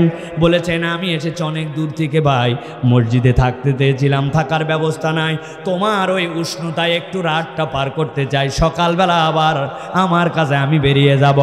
এই কথার হতে হতে একটু মহব্বত তৈরি হয়েছে। সাথে সাথে ইমাম আহমদ ইবনে হাম্বল যুবককে জিজ্ঞাসা করছেন, যুবক, অনেকক্ষণ বসে আছি আর তোমার দিকে তাকায় আছি, আমি একটা কথা তোমাকে জিজ্ঞাসা করতে চাই, কিছু যদি না মনে করো। বলেন মুসাফির। বলে, আমি আসার পর থেকে দেখেছি রুটির খামির তুমি বানাও, রুটিটাও তুমি বেলো, রুটিটাও তুমি সেঁকো, আবার যখন কাস্টমার আসে তার কাছে পরিবেশনও করো, কিন্তু সব সময় তোমার মুখ বন্ধ থাকে না, মুখটা বিড়বিড় করে কি জানি বলতেই থাকো। তুমি কি হাফেজ নাকি, কি পড়ো তুমি? বলে, না না মুসাফির, আমি হাফেজ নই, তবে আমি একটা আমল করি, যতক্ষণ আমি থাকি অন্যের সাথে কথা বলতে না হয়, আমি সব সময় কেবল পড়তেই থাকি আস্তাগফিরুল্লাহাল আযীম আল্লাযী আতুবু ইলাইহি লা হাওলা ওয়ালা কুওয়াতা ইল্লা বিল্লাহ। সাথে সাথে যুবক বলতেছে, মুসাফির জানেন আমি যে এই কথাটা বলি সবসময়, এটাতে আমার কি লাভ হয়? বলে, আমি কেমনে জানবো ভাই, জীবনের প্রথম তোমার সাথে দেখা, কেমনে জানবো? বলে, মুসাফির শোনেন, আমি যে এই আমলটা করি সব সময়, এই আমল করার দ্বারা রব্বুল আমিন আমাকে এমন একটা ইজ্জত দিয়েছেন, আমি আল্লাহর কাছে কোনো বিষয়ে যদি প্রার্থনা করি, কোনো বিষয়ে যদি আল্লাহর কাছে দোয়া করি, আল্লাহর কাছে দোয়া করতে দেরি, কবুল হতে এক মুহূর্ত দেরি হয় না। তবে মুসাফির, একটু বাড়াবাড়ি করে ফেলছি, একটু বেশি বলে ফেলছি, একটা বিষয় তবে একটু ভিন্ন। কি বিষয়? বলে, তবে এতদিন পর্যন্ত যা দোয়া করেছি সব কবুল, কেবল আমার একটা দোয়া এখন পর্যন্ত কবুল হয় নাই। বলে, সব কবুল, একটা কবুল না? বিরাট ব্যাপার তো, কি কবুল না? বলে, আমার বাড়িতে একজন বৃদ্ধা মা আছেন, ওই মায়ের সেবা যত্ন আমাকে করতে হয়, খাওয়াতে হয়, ঔষধ দিতে হয়, ঘর থেকে বের করতে হয়, ঘরে দিয়ে আসতে হয়, এই জন্য আমি দূরের পথ সফর করতে পারি না। কিন্তু আমার মনের মধ্যে আল্লাহর কাছে বিরাট একটা দাবি দিয়ে রাখছি, আল্লাহ, তোমার যুগ শ্রেষ্ঠ একজন মুহাদ্দিস আছেন যিনি মদিনায় থাকেন, তোমার হাদিসে নববীর খেদমত করেন, আল্লাহ জীবনে একবার অন্তত পক্ষে ইমাম ইবনে আহমদ ইবনে হাম্বলকে আমাকে দেখা করায়। ও মুসাফির শোনো রে ভাই, সব দোয়া কবুল হয়েছে বলছি, কিন্তু একটা দোয়া আমার কবুল হয় নাই। এই কথা শোনার সাথে সাথে আহমদ ইবনে হাম্বল দাঁড়ায় গেছেন, লাফ দিয়ে আল্লাহু আকবার বলে বলছেন, যুবক, তোমার কথার ব্যাপারে আমার কিছু সন্দেহ মানুষ মাত্র হয়, কিন্তু এখন আর কোনো সন্দেহ নাই যে তোমার সব দোয়াই কবুল হয়। যুবক বলে, কেমনে আপনি বুঝলেন? বলে, শোনো, তুমি এতদিন পর্যন্ত যা দোয়া করছো সব কবুল, আর আল্লাহর কাছে বলেছো, আল্লাহ একবার মদিনায় নিয়ে আমাকে আহমদ ইবনে হাম্বলকে দেখায়, কিন্তু আল্লাহ তোমাকে এত পছন্দ করেন, এমন কবুল করেছেন, এই শীতের রাত্রে আল্লাহ তোমার দোয়া কবুল করে আহমদ ইবনে হাম্বলকে তোমার রুটির দোকানে হাজির করছে। মুস্তাজাবুদ দাওয়া, দোয়া করলেই কবুল হয়। কত কথা বলে, কত গল্প মারে, আজে বাজে কথা বলে, সুযোগ পাইলে ফালতু আলাপ করে, গান শুনি, কিন্তু মুখ দিয়ে আস্তাগফিরুল্লাহাল আযীম আল্লাযী আতুবু ইলাইহি, মেশিন চালাচ্ছি, কাজ করতেছি, আয়রন করতেছি, বাড়ির থেকে বেরিয়ে গেছি, ফিরতেছি, যেদিকেই আপনার চিন্তা থাক, জবটা যদি আপনার মুখের মধ্যে এই তাসবিহগুলা থাকে, আল্লাহর কাছে বান্দাটা জাকিরিন হিসাবে লেখা হয়, আর আল্লাহর বান্দা এরপরে দোয়া করে, দোয়া করার সাথে সাথে বান্দার দোয়া কবুল হয়। হযরত আব্দুল্লাহ ইবনে মাসউদ বলতেছেন, মুসা আলাইহিস সালামের কওম এরকম একজন লোক ছিল, দোয়া করলেই কবুল হয়। মুসা আলাইহিস সালাম আসার পরে লোকজন আসলো তার কাছে, এসে বলতেছে, আমাদের কওমের মধ্যে একজন লোক আসছে, ঝামেলা তৈরি করতেছে, লোকের নাম মুসা। বালাম তুমি ওর বিপক্ষে বদদোয়া করো, এই ঝামেলা আমরা রাখতে চাই না সমাজে। উনি বলতেছেন তোমরা যে লোকের কথা বললাম আর যে কোয়ালিটির কথা বললো হলেও হতে পারে নবী, আমি তার বিপক্ষে দোয়া করতে পারবো না। সাথে সাথে লোকজন বলছে বালাম তুমি মনে করছো আমাদের স্বার্থে তোমার কাছে আসছি? জি না, আমরা তোমার স্বার্থে আসছি। কি স্বার্থ আমার? বলে তোমার দোয়া কবুল হলে বলেই না আমরা তোমার কাছে আসি, হাদিয়া তোহফা দেই মিয়া। আর তোমার একই বনের মধ্যে যদি দুইটা বাঘ হয়, মুসারও যদি দোয়া কবুল হয়, সে যদি পয়গম্বর হয়, তোমার কাছে কেউ আসবে না কি? আর তোমার ভালোর জন্যই বলতেছি বদদোয়া করো। টোপ গিলে নিছে, নেওয়ার পরে দোয়া করে দিছে আল্লাহর কাছে, আল্লাহ মুসা এবং তার কওমকে তুমি ধ্বংস করে দাও। সাথে সাথে আল্লাহ রাব্বুল আমিন ইলহাম করে দিয়েছেন তার অন্তরের মধ্যে, বালাম নিজের মর্যাদা নিজে নষ্ট করে ফেললি, দুনিয়ায় যতদিন বেঁচে থাকবি আর কখনো তোর কোনো দোয়া কবুল করা হবে না। নবীকে আল্লাহ রাব্বুল আমিন বলছেন, গভীর মনোযোগ খেয়াল করে শুনেন, ওয়াতলু আলাইহিম নাবা আল্লাযী আতাইনাহু আয়াতিনা ফানসালাখা মিনহা ফাআতবাহু আশ-শাইতানু ফাকানা মিনাল গাওয়িন।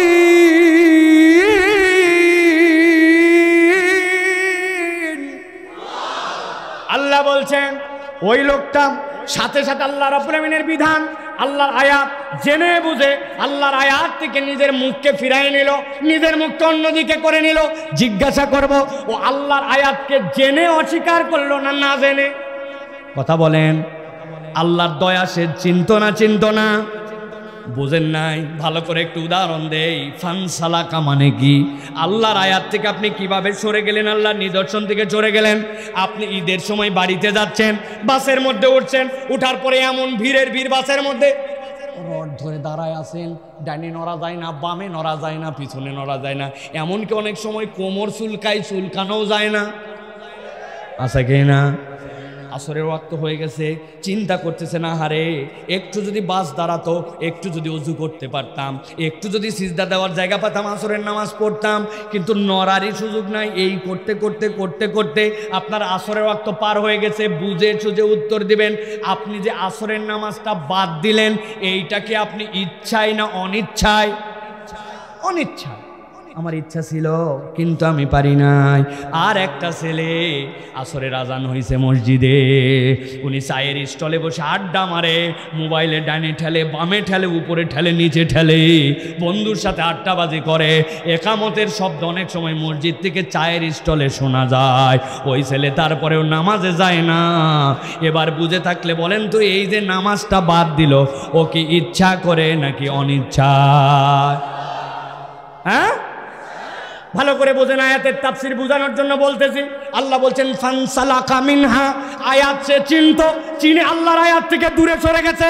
এখন বুঝে থাকলে বলেন তো, আল্লাহর নিদর্শন, আল্লাহর হুকুম জানার পরেও, বুঝার পরেও আমাদের সমাজ থেকেও মুখ ফিরায় নাই, এরকম মুসলমান আছে কিনা? আপনারা যদি সাহস দেন তাহলে একটা প্রশ্ন উত্তর আপনাদের কাছে দিব, বুঝেন কিন্তু। পাকিস্তানের এক ছেলে তার ওস্তাদের সামনে বসা, ওস্তাদ জিজ্ঞাসা করছে, বাবা অনেকদিন পড়ালাম, আজকে আমি তোর কাছে একটা প্রশ্ন করব, উত্তর দিতে হবে বাপ। বলছে বলেন ওস্তাদজি। বলছে বলো তো, দুনিয়াতে কারা কারা নামাজ পড়ে না? ছেলে বলছে ওস্তাদ আমি আমার ক্ষুদ্র জ্ঞানে দেখছি 3 ধরনের লোক নামাজ পড়ে না। কয় ধরন? এক ধরনের লোক যারা দুনিয়ার বুকে পাগল অথবা অজ্ঞান। বলেন কে? 2 নম্বর কে বাপ? বলছে 2 নম্বর দুনিয়ার বুকে নামাজ পড়ে না যেই ব্যক্তি মৃত, মরা মানুষ নামাজ পড়ে না, তার নামাজ পড়া লাগে, ঠিক কি না? 3 নম্বরে কে? বলে ওস্তাদ 3 নম্বরে দুনিয়ার বুকে যে অমুসলমান সে নামাজ পড়ে না। আমি গবেষণা করে দেখছি মৃত, অমুসলমান, পাগল অথবা অজ্ঞান, এই 3 শ্রেণীর লোক কেবল নামাজ পড়ে না। আপনাদের কাছে মুখস্থ আছে কিনা জানার জন্য জিজ্ঞাসা করব, নামাজ পড়ে না কয় শ্রেণীর লোক?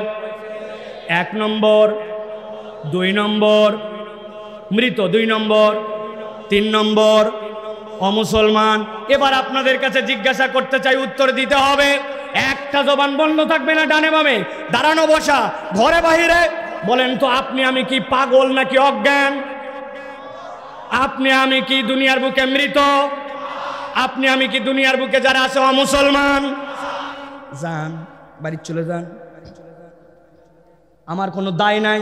আপনি নিজেই বলছেন আপনি পাগল না, আপনি মৃত না, আপনি অমুসলমান না। এখন যদি নামাজ না পড়েন এই তিনের কোনো একটার মধ্যে, কথা ঠিক কিনা? বুঝে খান, ভালো করে খেয়াল করেন। আল্লাহ রাব্বুল আমিন বলছেন নবী জানান ওই লোকটা কি করলো, ফানসালাকা মিনহা, আল্লাহর আয়াত থেকে নিজের মুখ ফিরায় নিল। আল্লাহ বলছেন এবার 2 নম্বর সে আরেকটা অপরাধের মধ্যে নিমজ্জিত হয়ে গেল। আল্লাহ বলছেন ফাতবাহু শাইতানু ফাকানা মিনাল গাওয়িন। আল্লাহ রাব্বুল আমিন বলছেন যেই না আল্লাহর আয়াত থেকে কেউ মুখ ফিরায় নাই, সাথে সাথে শয়তান তার অনুগামী হয়ে যায়। কথাটার মানে বোঝেন নাই? বোঝেন নাই? ভালো করে খেয়াল করেন। আপনি আপনার সন্তানকে, আমাদের সন্তানকে আমরা বকা দেই, শয়তানি করবি না, বলেন না ভাই? মানে কি যেই কাজটা করতেছে ওইটা খারাপ কাজ, বাজে কাজ, শয়তানি কাজ, আপনি বলছেন শয়তানি করবি না, বলি কি না? কিন্তু আল্লাহ বলছেন কেউ যদি আল্লাহর বিধান থেকে মুখ ফিরায় নেয় সে তখন আর শয়তানি কাজ করে না। ফাতবাহু শাইতান, তখন শয়তানি তার অনুগামী হয়ে যায়। ফাকানা মিনাল গাওয়িন, যখন শয়তান কারো অনুগামী হয় আল্লাহ বলছেন পথভ্রষ্ট হওয়া ছাড়া উপায় নাই। তাহলে এই আয়াতের মধ্যে আল্লাহ রাব্বুল আমিন কয়টা অপরাধের কথা বলেছেন? 2টা। কয়টা? জোরে বলেন, মধ্যে কয়টা? আপনারা তো কি রে ভাই কাছে আছেন তো, কয়টা? 2টা। এবার চলেন পরের আয়াতে, গভীর মনোযোগে খেয়াল করেন। আল্লাহ বলছেন ওয়ালাউ শিনা লারাফানাহু বিহা ওয়ালাকিন্নাহু আখলাদা ইলাল আরদি ওয়াত্তাবা হাওয়া ফামাসালুহু কামাসালিল কালবি ইন তাহমিল আলাইহি ইয়ালহাস আও তাতরুকুহু ইয়ালহাস যালিকা মাসালুল কওমিল লাযিনা কাযাবু বিআয়াতিনা।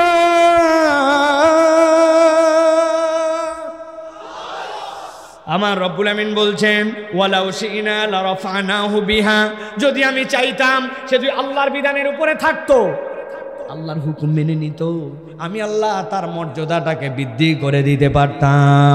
কিন্তু এই কমবক তারও 2টা অপরাধ করলো। প্রথমে অপরাধ ছিল 2টা, এখন আল্লাহ বলতেছেন আরো 2টা। তাহলে টোটাল অপরাধ কয়টা? হয় নাই? হাতগুলো রেডি করেন, এরকম করে বাম হাত নামান তাড়াতাড়ি করে। টোটাল অপরাধ কয়টা? সকল হাত ওঠে না, একসাথে সব হাত ওঠান লাগবে। টোটাল অপরাধ কয়টা? আরেকটা লাস্ট চান্স দিলাম, হাত নামান সবাই। টোটাল অপরাধ কয়টা? আলহামদুলিল্লাহ, ভালো করে খেয়াল করেন। আল্লাহ রাব্বুল আমিন বলছেন 3 নম্বর অপরাধ ওয়ালাকিন্নাহু আখলাদা ইলাল আরদ, ওই বেটা নিরেট দুনিয়াদার হয়ে গেল। তার স্বভাব চরিত্রটা সব সময় দুনিয়া আর দুনিয়া বানায় ফেলল। দুনিয়া ছাড়া আর কিচ্ছু বোঝে না, হালাল হারাম বাজ বিচার করে না। খুলদুম শব্দের অর্থ দুনিয়াতে এমন কতগুলা প্রাণী আছে যারা সব সময় 4 পায়া, সব সময় মাটির দিকে মুখ দিয়ে থাকে। চেনেন এরকম প্রাণী? গরু, ছাগল চেনেন? অনেক সময় ছাগল উপর দিকে পাতা খাওয়ার জন্য ওঠে, কিন্তু পাতা খাওয়ার জন্য 2 পা দিয়ে উঠলেও তার সব সময় মুখটা নিচের দিকে। আল্লাহ বলছেন দুনিয়াতে এমন কতকগুলা মানুষ আছে যেই মানুষগুলো আখলাদা ইলাল আর, তারা এমনভাবে দুনিয়াদার হয়ে গেছে দুনিয়া ছাড়া আর কিছুই বোঝে না। উদাহরণ না দিলে বুঝবেন না। আপনি একটা দোকানদার, আপনার দোকানের মাল হালাল, কামাই হালাল, সব হালাল, কিন্তু আপনি এটাকে হারাম আর দুনিয়াদার বানান কেমনে? বলছে ভাই আপনার মতো চেনা লোক বলে কেনা দামে দিলেন, আছে না ভাই? কই আপনি আমার বউনির কাস্টমার, সকাল 11টায় 50 নম্বর কাস্টমারকে বউনি বলে। চেনা লোক জীবনে দেখেনি কেনা দাম বলে 500 টাকা। আছে কিনা? ও দুনিয়া ছাড়া কিচ্ছু বোঝে না, কেবল দুনিয়ার দুনিয়া। আর এই রকম হারাম অর্থবিত্তের দুনিয়াতে কতগুলা মানুষ আছে বিরাট গরম দেখায়, আছে কি না? গরম দেখায়। এক বাদশা ছিলেন, যে বাদশার ব্যাপারে নবীজি সাল্লাল্লাহু আলাইহি সাল্লাম দোয়া করেছেন যে সে যদি আমার যুগ পেত সে ইমানদার হয়ে যেত, ভালো বাদশা। তো ওই বাদশার দরবারে একটা শ্বেত হাতি ছিল, সাদা হাতি। সাদা হাতি চিনেন? খুব রেয়ার, হাজার হাজার লাখ লাখ হাতির মধ্যে একটা সাদা হাতি হয়, পুরা সাদা হাতি, হাতি তো কালো। একদিন বাদশাহ তার সাদা হাতিটা দেখতে গেছেন, যেয়ে খেয়াল করে দেখেন ছোট্ট একটু একটা ব্যাঙের বাচ্চা। কিসের বাচ্চা? ব্যাঙের বাচ্চা। লাফ দিয়ে উঠে হাতির মাথায় লাথি দিয়ে আবার বসে, লাথি দিয়ে আবার বসে। বাচ্চা তো অবাক হয়ে গেছে যে একটা ব্যাঙের বাচ্চা, এত বড় প্রাণী, হাতির মুখে লাথি দিয়ে বসে। উনি সাথে সাথে উনার দপ্তরে যায় বসছেন, বসে প্রধানমন্ত্রীকে ডাক দিয়ে বলছেন, প্রধানমন্ত্রী দিকে আসো, আমার যে সাদা হাতি আছে দেখছি একটা ছোট্ট ব্যাঙের বাচ্চা ওর কপালের মধ্যে লাথি দেয়, এত বড় দুঃসাহস আমার এই রকম জায়গাতে একটা হাতিকে লাথি দেয়, এটা তো সাধারণ ঘটনা নয়। তোমাকে 1 মাস সময় দিলাম, এটার কারণ উদ্ঘাটন করবা, তাছাড়া তোমার ধরের থেকে কল্লা আলাদা। প্রধানমন্ত্রী বলছে যে বাচ্চা নামদার, যদি ধরের থেকে কল্লা আলাদা করতে চান তো 1 মাস অপেক্ষা করার দরকার নাই, এখনই নিয়ে ফেলাম। বলছে কেন? বলছে আমি না জানি হাতির ভাষা, না জানি ব্যাঙের ভাষা, তা আপনি বলে দিয়েছেন ও লাত্তি মারে কেন, আমি কিভাবে এটা আন্দাজ, এটা আমি ইনভেস্টিগেশনটা করবো কেমন? তো বাদশা বলছে যে শোনো, রাগ করো না, আমি অতিরিক্ত মেজাজ গরমে তোমাকে এই কথাটা বলছি, তবে ধরের থেকে কল্লা যাবে না। তবে আমার বিশ্বাস, আমি যাকে প্রধানমন্ত্রী হিসাবে নিয়োগ দিছি ওইটা কাউয়া মার্কা না, ওটার মাথায় একটু বুদ্ধি আছে। অতএব তোমার অন্ততপক্ষে চিন্তা ভাবনা করে আদার্স বিষয় আশয় দেখে গবেষণা করে এটা বের করে আমাকে রিপোর্ট দিবে, যাও, সময় দেওয়া হলো। চিন্তা করছে এবার তাহলে চেষ্টা করে দেখি। প্রধানমন্ত্রী গেছে, যাই বলছে কোন জায়গায় হাতি আর কোন জায়গায় ব্যাঙ রে, যাই বলছে এই জায়গায় ব্যাঙ। ব্যাঙ কোন জায়গায় থাকে খুঁজে দেখছে যে ব্যাঙের ছোট্ট একটা গর্ত, খেয়াল করে দেখছে গর্তটা এত ছোট যে ব্যাঙ সিধা হয়ে ঢুকে ভিতর দিয়ে আবার উল্টা হয়ে যে বের হবে উপায় নাই, এই জন্য ব্যাঙের গর্ত ছোট, ও ব্যাক গিয়ারেই ভিতরে ঢুকে, মানে পিছনে দিয়েই ঢুকে বসে, আবার যখন বের হওয়া লাগবে সিধা বের হয়। তো ভালো কথা, তাহলে গর্তের মাপও বোঝা গেছে, ব্যাঙের আকারও বোঝা গেছে। কয়েকবার ব্যাঙটা সরাতো, ব্যাঙ সরাইছে। ব্যাঙ সরাইয়া দেখে পুরাতন আমলে, সেই সকল সুলতানি আমলে মানুষের এরকম শুকনা টাকা ছিল না, আগে মানুষের পয়সা ছিল, আর পয়সার মধ্যে একটু ফুটা থাকতো, ব্রিটিশের ফুটা পয়সা, দেখছেন না? ওই রকম একটা পয়সা ব্যাঙের গর্তের মধ্যে রাখা আছে। ব্যাঙ যখন ব্যাক গিয়ারে ঢুকে ব্যাঙের পাছাটা পয়সার উপরে পড়ে। প্রধানমন্ত্রী বলছে আমার গবেষণা শেষ, চিন্তা ভাবনা যা করা লাগবে করে ফেলছি। বাচ্চা শেখে বলছে, বাচ্চা চিন্তা ভাবনা করে বাইর করে ফেলছি। কই রে বাবারে, 1 মাস টাইম দিয়েছিলাম তখনই তুমি মানো না, আর এখন দেখি আধা ঘন্টার মধ্যে সমাধান। বলছে বাচ্চা, ব্যাঙ ছোট হলে হবে কি, ছোট্ট একটা মোহর আছে, কোত্থেকে জানি পাইছে, মুখে করে নিয়ে আসে, ওর ঘরের মধ্যে এটা রাখছে। ব্যাক গিয়ারে যখন বসে ঠিক মতো শুতেও পারে না, পাছাটা ওর উপরে পড়ে, টাকার গরমে হাতির মুখে লাথি মারে। ওইরকম আমাদের সমাজেও কতকগুলো আছে, নিজেরা অল্প কয় টাকার মালিক হয়ে একটু ক্ষমতা পেয়ে, একটু পাওয়ার দেখে, একটু 2টা লোক তার পক্ষে স্লোগান দেখে হুঁশ করতে পারে না। অনেক আল্লাহর ওলিদের কোরআনের পক্ষে, আল্লাহর আইনের বিপক্ষে তারা লাথি মারার চেষ্টা করে। ওই ব্যাঙের যেরকম লাথি মারার দ্বারা কিচ্ছু যায় আসে না। ইসলামের বিপক্ষে যারা অবস্থান নেবে তাদের এই সাময়িক গরম কোনো কাজ দিবে না। আজকে হোক কালকে হোক তোমাদের ধ্বংস অনিবার্য, ইসলামের বিজয় অবশ্যই অবশ্যই অনিবার্য, অনিবার্য, অনিবার্য।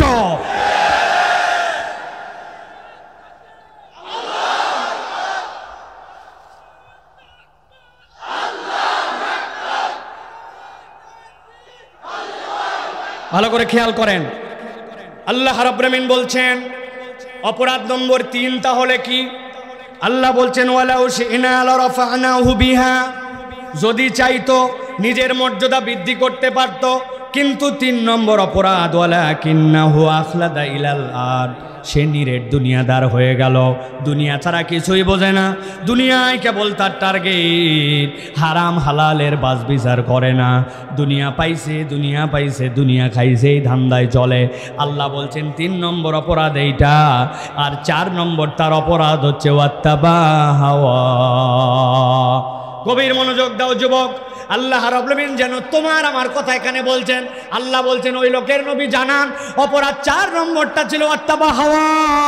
সে তার মন পছন্দ জিন্দেগি গঠন করেছিল, দিল যা চাইছে তাই করে। যতটুক পর্যন্ত কোরআন তার অন্তর অনুযায়ী মানা লাগে ততদিন পর্যন্ত মানে, আর যেই পর্যন্ত তার পছন্দ হয় না সেই পর্যন্ত বাদ দেয়। এরকম মুসলমান আমাদের এলাকায় আছে কি নাই? অনেক মা বোন আমাদের কথা শুনতেছে। আমি মাঝে মাঝে বলি আমাদের অনেক মা বোন সুন্দর পর্দা করে দেখা যায়, কিন্তু যেই না বিয়ে বাড়িতে যায় তখন তার পর্দা উড়ে যায়, ঈদের দিনে তার পর্দা হাওয়া হয়ে যায়, ঠিক না? বিয়ে বাড়িতে যাইয়া সুন্দর করে যখন ওই কমিউনিটি সেন্টারে এক মহিলার সাথে আরেক মহিলার দেখা দেখে বলছে বুবু সকলকে চিনলাম, আপনাকে চিনলাম না, আসমান থেকে নেমে আসা পরীর মতো লাগতেছে আপনার। বলছে হৌরু ব্যাকল, আমি তোর পাশের বাড়ির তসলিমা আপা। কই চিনবো কেমনে, সারা জীবন দেখছি বোরখায়, এখন দেখতেছি বোরখা ছাড়া। বলছে মুখের মেকআপ করছি 2000 টাকার, এখনো যদি বোরখা দেয় তো দেখবে কে? আছে কি না? ওয়াত্তাবা হাওয়া, আপনার মন যত দূর টানে আপনি তত দূর ইসলাম পালন করেন। আপনার মন যেখানে চায় না আপনি সেখান থেকে বাদ দিয়ে দেন। ঈদের মধ্যে সেলুনের দোকানে গেছে, যায় বলছে দাড়িটা এরকম চিকন করে টান দিবি, তবে টান দিয়ে এই কোনার মধ্যে ফাঁক দিয়ে এদিক দিয়ে মিলাবি, আবার এদিক দিয়ে টান দিয়ে এদিক দিয়ে মিলাবি, নিচে বাদ দিয়ে দিবি। লোকজন বলছে বাপ রে বাপ হেভি দাড়ি রাখছিস, তো বলছে দাড়ি বলবি না, স্টাইল। আছে কি না? যেই না ঈদে শেষ এরপর আস্তে করে শেষে দেয়। আল্লাহর নবী দাড়ি কাটতে নিষেধ করলেন, দাড়ি রাখতে বললেন, আর আপনি আপনার মন পছন্দ যখন দাড়িকে স্টাইল বানালেন। আল্লাহ বলছেন ওয়াত্তাবা হাওয়া, তার রোগ নম্বর 4 হচ্ছে তার মন যতটুকু টানে ততটুকু ইসলাম পালন করে, আর মন যখন বাদ দেয় টান দেয় তখন ইসলামও সেখান থেকে বাদ দেয়। এইরকম মুসলমান আমাদের সমাজে আছে কিনা? এই পর্যন্ত তো মাইনর, এটার আরো গভীর আলাপ আছে, বিস্তারিত আলাপ আছে। আপনার আমার সমাজে এমন মুসলমানও আছে নামাজের ইসলাম ভাল লাগে, রোজার ইসলাম ভাল লাগে, হজের ইসলামও ভাল লাগে, কিন্তু যখনই তাকে বলা হবে আসেন না ভাই আমাদের দেশটা ইসলামের প্যানেল কোড অনুযায়ী আল্লাহর দেওয়া বিধান অনুযায়ী চলুক, যেই লোক ব্যাংকগুলা হাওয়া করে দিল, টাকাগুলা মেরে দিল, ওই ব্যাংক লুটপাটকারীদের বিচারটা আল্লাহর আইনে হোক। যেই লোকেরা রাস্তা বানানোর কথা ভালো পাথর দিয়া দিছে ওই জায়গায় খোয়া, যেই জায়গায় দেওয়ার কথা সুন্দর সুন্দর বিটুমিন ওই জায়গায় দিছে পোড়া মোবাইল আর কেরোসিন, যেই জায়গায় দেওয়ার কথা মোটা মোটা রড ওই জায়গায় দিছে। আপনারা এখনো ভুলের মধ্যে আছেন ভাই, বাঁশ দেয় নাই, বাঁশ দেয় নাই, দিছে কঞ্চি। বাঁশেরও একটা দাম আছে ওদের কাছে, ওরা কঞ্চি মারছে, ঠিক না? কিন্তু বলা হলো আসেন তাদের বিচারটা আল্লাহর আইন অনুযায়ী করা হোক। সাথে সাথে দাড়িওয়ালা টুপিওয়ালা উনিও তখন বলবে ওইগুলা 1450 বছর আগের মামলা, ওইগুলা এখন আমাদের সমাজে আসলে চলে না। এই কথা যদি বলে তাহলে ওই লোক আল্লাহর কাছে বেঈমান মুরতাদ হিসাবে কিয়ামতের দিনে উঠবে, ওর নামাজ রোজা হজ যাকাত কাজ দিবে না, ঠিক না? আপনাদের এলাকায় আছে কিনা? বহু এলাকায় এরকম মুসলমান আছে ওয়াত্তাবা হাওয়া, অন্তর অনুযায়ী এত বড় দাড়ি, জুব্বা এত বড় বড়, আসরের নামাজের পরে পান খায়, খিলাল করতে করতে মহল্লায় ঢোকে। ভাই 1000 টাকা একটু হাওলাত দেওয়া যাবে? হাতে টাকা নাই, বলছে ছেলেটাকে ডাক্তার দেখানো লাগবে, বড় বিপদে আছে ভাই, 1000 টাকা দেওয়া যাবে? বললাম হাতে টাকা নাই। বলছে মুরব্বী আপনি ভুল বুঝছেন, আজকে মঙ্গলবার 1000 টাকা দিবেন, আগামী শুক্রবার আল্লাহ বাঁচালে 1250 টাকা রিটার্ন দিব। বলছে ব্যাক কলকাতাকার, মানুষের হাতের টাকা থাকে নাকি? বাড়ির চল, বাড়িতে নিয়ে চলে গেছে। বাড়িতে যাওয়ার পরে বলছে 1000 টাকা নে, তবে লাগলে আরো দেওয়া যাবে, তোর চাষি ওই ব্যবসা করে, তবে যা করবি তাড়াতাড়ি কর, ছোট দিনের বেলা মাগরিবের আজান হচ্ছে, আমি যাই কিন্তু জামাতে নামাজ ধরবো। আসরের নামাজ পড়ে আসি, দাদনে সুদে টাকা লাগায়া মাগরিবের নামাজ আবার জামাতে ধরতে যায়। দাড়ি টুপিওয়ালা এরকম মুসলমান নামদারি কতগুলা মুনাফেক আমাদের সমাজে আছে না? না, ভালো করে বুঝে নেন। আমার রব্বুল আমিন বলছেন ওয়াত্তাবা হাওয়া, আমি রব্বুল আমিন বললাম সে তার অন্তর যতটুকু যায় ততটুকু ইসলাম পালন করে, তাহলে অপরাধ হচ্ছে 4টা। 1 নম্বরে আল্লাহ বলতেছেন, আল্লাহ আয়াত দিলেন, আল্লাহ বুঝ দিলেন, কিন্তু বুঝে শুধু আল্লাহর বিধান থেকে মুখ ফিরায় নাই। আল্লাহ বলছেন মুখ থাকবে, মিথ্যা থাকবে না, ও মিথ্যা বাদ দেয় না। মুখ থাকবে, গালি থাকবে না, গালি বাদ দেয় না। মুখ থাকবে, গীবত থাকবে না, গীবত ছাড়া চলাফেরা করে না। আল্লাহ বলছেন 2 নম্বর অপরাধ ফাতবাহুর শয়তান, শয়তান তার অনুসারী। 3 নম্বর অপরাধ দুনিয়াদার, নিরেট দুনিয়াদার, হালাল হারাম কিচ্ছু চেনে না, কেবলমাত্র দুনিয়া হাসিল করতে চায়। আর 4 নম্বরে মন পছন্দ জিন্দেগি গঠন করে। আল্লাহ বলছেন এবার নবী আপনি জানাই দেন ফামাসালুহু কামাসালিল কালব, এই লোক আর এই চরিত্র যাদের, আল্লাহ বলছেন আল্লাহর কাছে এরা হচ্ছে কুত্তার মতো। কার মতো? মুখ দিয়ে বলেন কার মতো? আরেকবার বলেন। আল্লাহ বলছেন ফামাসালুহু কামাসালিল কালব, আল্লাহ বলছেন এরা কুকুরের মতো। কার মতো? জিজ্ঞাসা থাকবে হুজুর নিশ্চয় কুত্তা বিরাট খারাপ প্রাণী না? বিরাট বড় বাজে প্রাণী, বিরাট বড় নাপাক প্রাণী, এই জন্য আল্লাহ কুত্তার মতো বলছেন? জি না, অনেক মানুষের থেকে কুত্তা স্বভাব চরিত্রে কৃতজ্ঞ। আপনি ঠিক বললেও ঠিক, না বললেও ঠিক। আমি চা খেতে বসছি আমার মহল্লার দোকানে, আমার হাতে চা, চিন্তা করছি উপর থেকে ঝুলন্ত বিস্কুট একটা আছে, দেখি এনার্জি বিস্কুট, বললাম এটা বিস্কুট দাও। বিস্কুটের প্যাকেটের দাম 5 টাকা। কয় পিস থাকে? 3 পিস। আগেই বাদ দিয়েছে 1 পিস, জানেন না আপনার আন্দাজে? প্যাকেট খুলছি, প্যাকেট খোলার পরে বিস্কুটটা বের করে চায়ের মধ্যে চুবাই খাওয়ার অভ্যাস। যেই না চায়ে চুবাইছি, সাথে সাথে এক লোক কোথার তো উদয় হয়ে যায়, আরে সাইফুল্লাহ ভাই এই মহল্লায় আপনি? আসসালামু আলাইকুম। অবাক হয়ে গেছে যে সাইফুল্লাহ ভাই রাস্তার পাশে দোকানে বসে চা খাচ্ছে, এই হুজুর আমার চিনা, মোবাইলে থাকে, বাড়ায় গেছে। আমি বললাম ওয়ালাইকুম আসসালাম ভাই, এই মহল্লায় তো আমার বাড়ি। এই যে তার সাথে 5, 7, 10 সেকেন্ড গেছে, চায়ের মধ্যে যে টুবানো ছিল আমার বিস্কুট, উঠায় মুখে দিব, অ্যাক্সিডেন্ট। বিস্কুট দেখে নিচে পড়ে গেছে। বিস্কুট পরে কেবল গোড়াটুকু আমার হাতে, মনের দুঃখে মুখে দিয়েছে ওইটুকু। আর এদিকে বিস্কুট যে পড়ছে, দূরে ছিল এক কুত্তা। কুত্তা কোথার থেকে যেন আসছে, আইসে সাথে সাথে বিস্কুট দেখে আমার পায়ের গোড়ায় 2-3 বার দিবা টান দিতেই নাই, ঘটনা শেষ। পরের দিন আবার চা খেতে আসছে ওই জায়গায়। যেই না চা খেতে বসছি, চা খেতে বসার পরে দেখি একটা কুকুর কোথা থেকে জানি লেজ ডাউন দিয়া মাথা নিচু করে এরকম করতে করতে আমার সামনে এরকম করে। আমি দোকানদারকে বললাম ভারী ডিস্টার্ব তো ভাই, আমি নামাজের নিয়তে বাড়াইছি, এখন কি না কোন জায়গার থেকে আইছে, গা বেদা বেদা লাগে দেখে, এটা আমাকে ডিস্টার্ব করে কেন? বলে হুজুর ডিস্টার্ব করে না, গতকালকে আপনি তারে যে বিস্কুট খাওয়াইছিলেন, ওই বিস্কুট খাওয়ানোর কৃতজ্ঞতা জানাতে আসছে। আমি বললাম কোথায় আমি গতকালকে বিস্কুট খাওয়াইছি? আমি তো বিস্কুট খাওয়াই নাই, আমার হাতের থেকে অনিচ্ছায় একটা বিস্কুট পড়ে গিয়েছিল, ওইটা চেটে চেটে খাইছে। আর ওইটার কৃতজ্ঞতা জানানোর জন্য পরের দিনও মাথা নিচু করে, লেজ নিচু করে নড়াচড়া করে। আর দুনিয়ায় এমন কতকগুলা মানুষ আছে, আপনি তার বিপদের সময় উপকার করছেন, সাধ্যমতো হাওলাত দিয়েছেন, আপনি তার বিপদে আপদে বন্ধু ভাবছেন, কিন্তু সুযোগ পাইলেই, কৃতজ্ঞতা তো দূরের কথা, সুযোগ পাইলেই উল্টা আপনাকে আমাকে বাঁশ দেয়। আছে কি না? আমার আল্লাহ রাব্বুল আমিন বলছেন, গভীর মনোযোগ দেন। তাহলে আল্লাহ কুত্তার কথা কেন বললেন? আল্লাহ বলছেন ফামাসালুহু কামাসালিল কালব ইন তাহমিল আলাইহি ইয়ালহাস আও তাতরুকুহু ইয়ালহাস যালিকা মাসালুল কওমিল্লাযীনা কাযযাবু বিআয়াতিনা ফাকসুসিল কসাস লাআল্লাহুম ইয়াতাফাক্কারুন।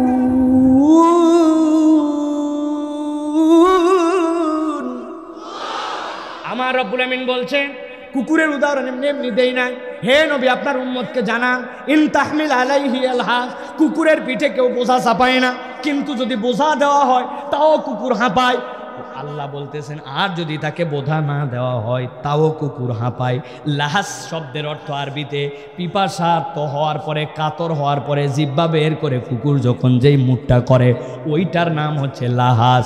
আল্লাহ বুঝাতে চান কুকুরকে তুমি দাবরানি দিছো, সে তখন হাঁপায়, কুকুর বসে আছে তাও হাঁপায়। কিন্তু কুকুর যদি পিপাসার্ত হয়ে যায়, সেটা দাবরানি দেওয়াতেই পিপাসার্ত হোক আর বসে থাকেই পিপাসার্ত হোক, জিহ্বাটা বের করে সে তখন হাঁপাতে থাকে।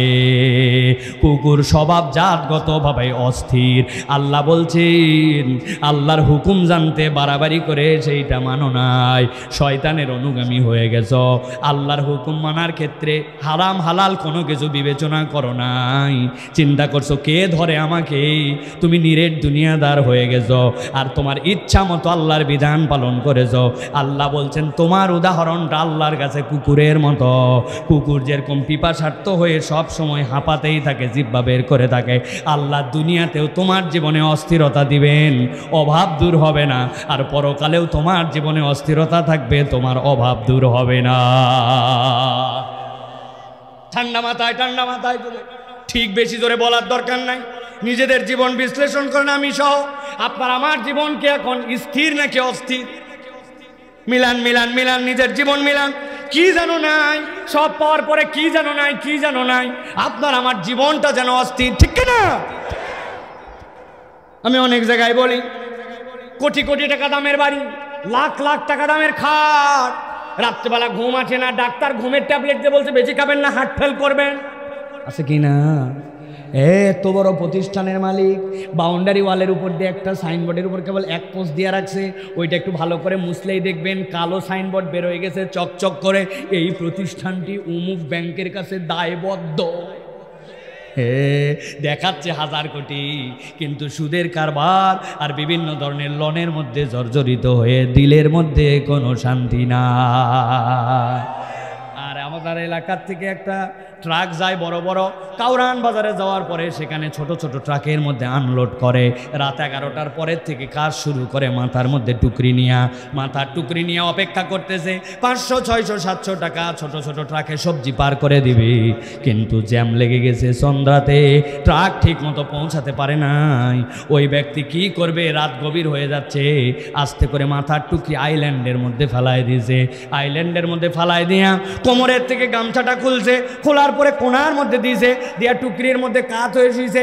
গতকালকে আমার মাহফিল ছিল লক্ষ্মীপুরে, যখন আমি দাউদকান্দি ব্রিজ পার হচ্ছে, আমার ড্রাইভারকে আমি ডেকে দেখাইছি, দেখো ময়েন দেখো, ওই দেখো হাজার হাজার টনের ট্রাক পার দিয়ে চলে যাচ্ছে, আর একটা পাগলি বেটি মাথার নিচে কেবলমাত্র একটা লুঙ্গি, পুরাতন লুঙ্গি ভাঁজ দিয়ে আইল্যান্ডের মধ্যে ঘুমায় আছে। খানিকক্ষণ পরে করকর করে নাক ডাকে। কথা বলেন। তাহলে রব্বুল আলামিন কাকে নিশ্চিন্তের ঘুম দিবেন, কার জন্য দিলের পেরেশানি দূর করে দিবেন? আল্লাহ রব্বুল আলামিন বললেন কমসে কম তোমাকে 4টা বিষয় ইনশিওর হতে হবে। আল্লাহর বিধান জানো, মানো না কেন, কি তোমার বাহাদুরি? আল্লাহ রব্বুল আলামিন বলছেন, আর বান্দা শয়তান তোমার অনুগামী যদি হয় তুমি তো বাঁচবা না, তোমার মন পছন্দ জিন্দেগি চলবে না। আল্লাহ যেই নিয়ম দিয়েছেন তার মধ্যে তোমাকে থাকতে হবে। আর রব্বুল আমিন বলছেন, দুনিয়ার মানুষ বুঝে না, আল্লাহ রব্বুল আমিন দুনিয়া তোমাকে দিবেনই, কিন্তু দুনিয়াটা তোমার অন্তর ছিদ্র করে ভিতরে ঢুকানো যাবে না। যদি এইটা করো তাহলে তোমার দুনিয়াতেও সুখ হবে না, পরকালও তোমার বরবাদ হয়ে যাবে, ঠিক না? একটা উদাহরণ দেই আলোচনা শেষের দিকে, সারা জীবন মনে রাখতে হবে উদাহরণ। অনেকগুলা কথা বলছি কিন্তু সারা জীবন মনে রাখতে হবে, প্রথম থেকে বলে যাচ্ছি, ভালো করে খেয়াল করেন। এক লোক বলছে আই লাভ ইউ ওয়াটার। কি বলছে? লোকজন বলছে বেকুবের বেকুব, দুনিয়ার লোক বলে আই লাভ ইউ ওয়াইফ, তুই ওয়াটার কি রে? বলতেছে আমি জেলে, নৌকা চালাই নদীতে পানিতে, মাছ ধরি পানিতে, জাল মারি পানিতে, পানি না থাকলে আমার খাবার নাই, পানি না থাকলে আমার নৌকা নাই, পানি না থাকলে আমার মাছ নাই, আই লাভ ইউ ওয়াটার। এক লোক বলছে ঠিকই তো বলছিস, যেহেতু তুই পানিকে ভালোবাসিস তাহলে দুনিয়ার নিয়ম, ভালো যে বাসে তার সাথে তার মিলন হওয়া লাগে, ঠিক কি না? মিলন হওয়া লাগে। আমি বুদ্ধি দেই দোস্ত, পানির সাথে তোর মিলন হতে হবে। বলছে হ্যাঁ আমি চাইও তাই। বলছে কিভাবে কি? বলছে ধর, হাতের মধ্যে একটা শাবল দিলাম, কি করা লাগবে? বলছে নৌকার তলায় একটা ফুটা করে দে। পাগলা, পানিকে এত ভালোবাসে, নৌকার তলার বাইরে দিছে শাবল, গল গল করে পানি উঠে, উনি বসে আছে পাল ধরে গোড়াতে, আর বলতেছে আহা মিলন হবে পানির সাথে আজকে তোমার আমার। বুঝে থাকলে বলেন তো ভাই, নৌকার তলা ফুটা করে দিয়া গল গল করে নৌকাতে পানি উঠে, আর পানি পছন্দ করে, সে যে বলতেছে তার মিলন হবে, আসলে মিলন হবে না ডুবন হবে, মিলন হবে না পতন হবে। ভালো করে মনে রাখবেন যে আল্লাহ আপনাকে আমাকে শিখিয়েছেন, রব্বানা আতিনা ফিদ দুনিয়া হাসানা ওয়া ফিল আখিরাতি হাসানা ওয়া কিনা আযাবান নার। এই দুনিয়ার মানুষ, দুনিয়া তোর লাগবে, আমি আল্লাহ তোকে শিখালাম, তবে মনে রাখবেন আপনার যে দিল আছে, আপনার যে অন্তর আছে, ওই অন্তরটার মাইরে আপনার ঘেরাও থাকবে একটা। আপনি যদি অন্তর ফুটা করে দেওয়ার মধ্যে দুনিয়া ঢুকান, আপনার দুনিয়াও বরবাদ, আখেরাতও বরবাদ। আমার কথা শেষের দিকে আল্লাহ রাব্বুল আমিন বলছেন ওয়াতলু আলাইহিম, মনে আছে নবী আপনি তেলাওয়াত করেন। এবার আল্লাহ বলছেন ফাকসুসিল কসাসা লাআল্লাহুম ইয়াতাফাক্কারুন, আপনি এই ঘটনাটা বলে দেন, আশা করা যায় এই গল্প থেকে আপনার উম্মত উপকার পাবে, চিন্তা করবে। ও আমার ঢাকার মুসলমান, এত বড় মজমা, এত মানুষ এত সময় ধরে বসে আছেন, আমার ভাইরা 2 ঘন্টা ধরে দাঁড়ায় আছেন। আপনি যদি এই আয়াতের মুখাতেব আপনাকে মনে করেন, লাআল্লাহুম ইয়াতাফাক্কারুন, চিন্তা করতে হবে। সাইফুল্লাহ ভাই এত কথা বলল, কোরআন থেকে কি চিন্তার বিষয় এখানে আমার আছে? আমার জীবনটা কি আমি আমার ইচ্ছায় নাকি আল্লাহর ইচ্ছা চালাই? আমি কি নিরেট দুনিয়াদার, দুনিয়া দুনিয়া দুনিয়া করে পাগল হয়ে গেছি কিনা? আর আমি জেনে বুঝে আল্লাহর হুকুম বোঝার পরেও আমি অমান্য করতেছি কিনা? আল্লাহ বলছেন আশা করা যায় আপনার উম্মত এখান থেকে শিক্ষা নিবে, ঠিক কিনা? অতএব প্রিয় ভাইরা, আল্লাহ শেষ আয়াত আরো দীর্ঘ কথা বলেছেন। আল্লাহ বলছেন সাআমাসালাল কওমুল্লাযিনা কাযযাবু বিআয়াতিনা ওয়া আনফুসাহুম কানু ইয়াজলিমুন, তবে তাদের কাছে বলে লাভ নাই, ওরা যারা আপনার আয়াত অস্বীকার করে, ওদের কাছে বলাও যা না বলাও তাই। আল্লাহ বলছেন ওরা নিজের আত্মার উপরে জুলুমকারী। আমরা যেন নিজের আত্মার উপরে জুলুম করে আমরা যেন বেঈমান মুসলমান না হই, আমরা যেন নামকাওয়াস্তে মুসলমান না হই, আমরা যেন ঈমানের উপরে বলবৎ থেকে আল্লাহর বিধানগুলা নিজের জীবনে পূর্ণভাবে পালন করতে পারি। রাজি? হাত তোলেন সকলে, রাজি? আল্লাহর জন্য হাত তোলেন, রাজি? তাহলে শপথ করেন যে আমরা যে রাজি, আমরা কি মিথ্যা বলে না মিথ্যা বাদ দিয়ে? বলেন, মিথ্যা ছেড়ে না ধরে? মুখের মধ্যে গালি দিয়ে না গালি বাদ দিয়ে? গালি দিয়ে না গালি বাদ দিয়া? গীবত করে না গীবত বাদ দিয়া? পিছনে যারা হাত তোলেনি কি ভাই ভয় লাগে? নামাজটা কি পড়ে না ছাড়ে? বুঝে বলেন, বুঝে বলেন, পড়ে না ছাড়ে? হ্যাঁ, শুধু জুম্মার নামাজটা পড়ে, তাই তো? আল্লাহ কবুল করুক, সোজা করেন, সোজা। এবার একটা শপথ করতে চাই, এই মাদ্রাসা, যেই মাদ্রাসার আজকে হাজার হাজার আপনারা মাহফিলে মানুষ আসলেন, এই মাদ্রাসাটা এলাকার জন্য বড় হোক, এটা আপনার আমার নাজাতের ওসিলা হোক, চাই? চাই? আমরা তাহলে এই মাদ্রাসার জন্য কখনো বিরোধিতাকারী হব না, বলেন আল্লাহুম্মা আমিন। হাতটা আরেকবার কষ্ট দেব, লাস্ট কষ্ট, এই শেষ। হাত টান করে সোজা করবেন। আল্লাহ আমাদের সকল হাতগুলো তুমি কবুল করে নাও। ছবি উঠাইছেন আপনারা, কত পোস্ট দেন আপনারা রে ভাই, কিন্তু মাহফিলের পোস্ট দিলে আপনাদের ইজ্জত চলে যায়। যে এতগুলা লোক, এরকম আয়োজন, আমি হাজির ছিলাম, একটা সেলফি, একটা মাঠের ছবি, একটা বক্তার ছবি, একটা মাদ্রাসার ছবি, তা দিবে না, ইজ্জত চলে যায়। হ্যাঁ, এখানে যদি 20,000 লোক থাকে, কালকে সকালে পোস্ট গেলে তো এমনি নাস্তিকদের মাথা খারাপ যাবে যে কয় কি রে, ঠিক কিনা? রাজি সবাই? রাজি ইনশাআল্লাহ? আল্লাহ কবুল করুক, হাত নামান।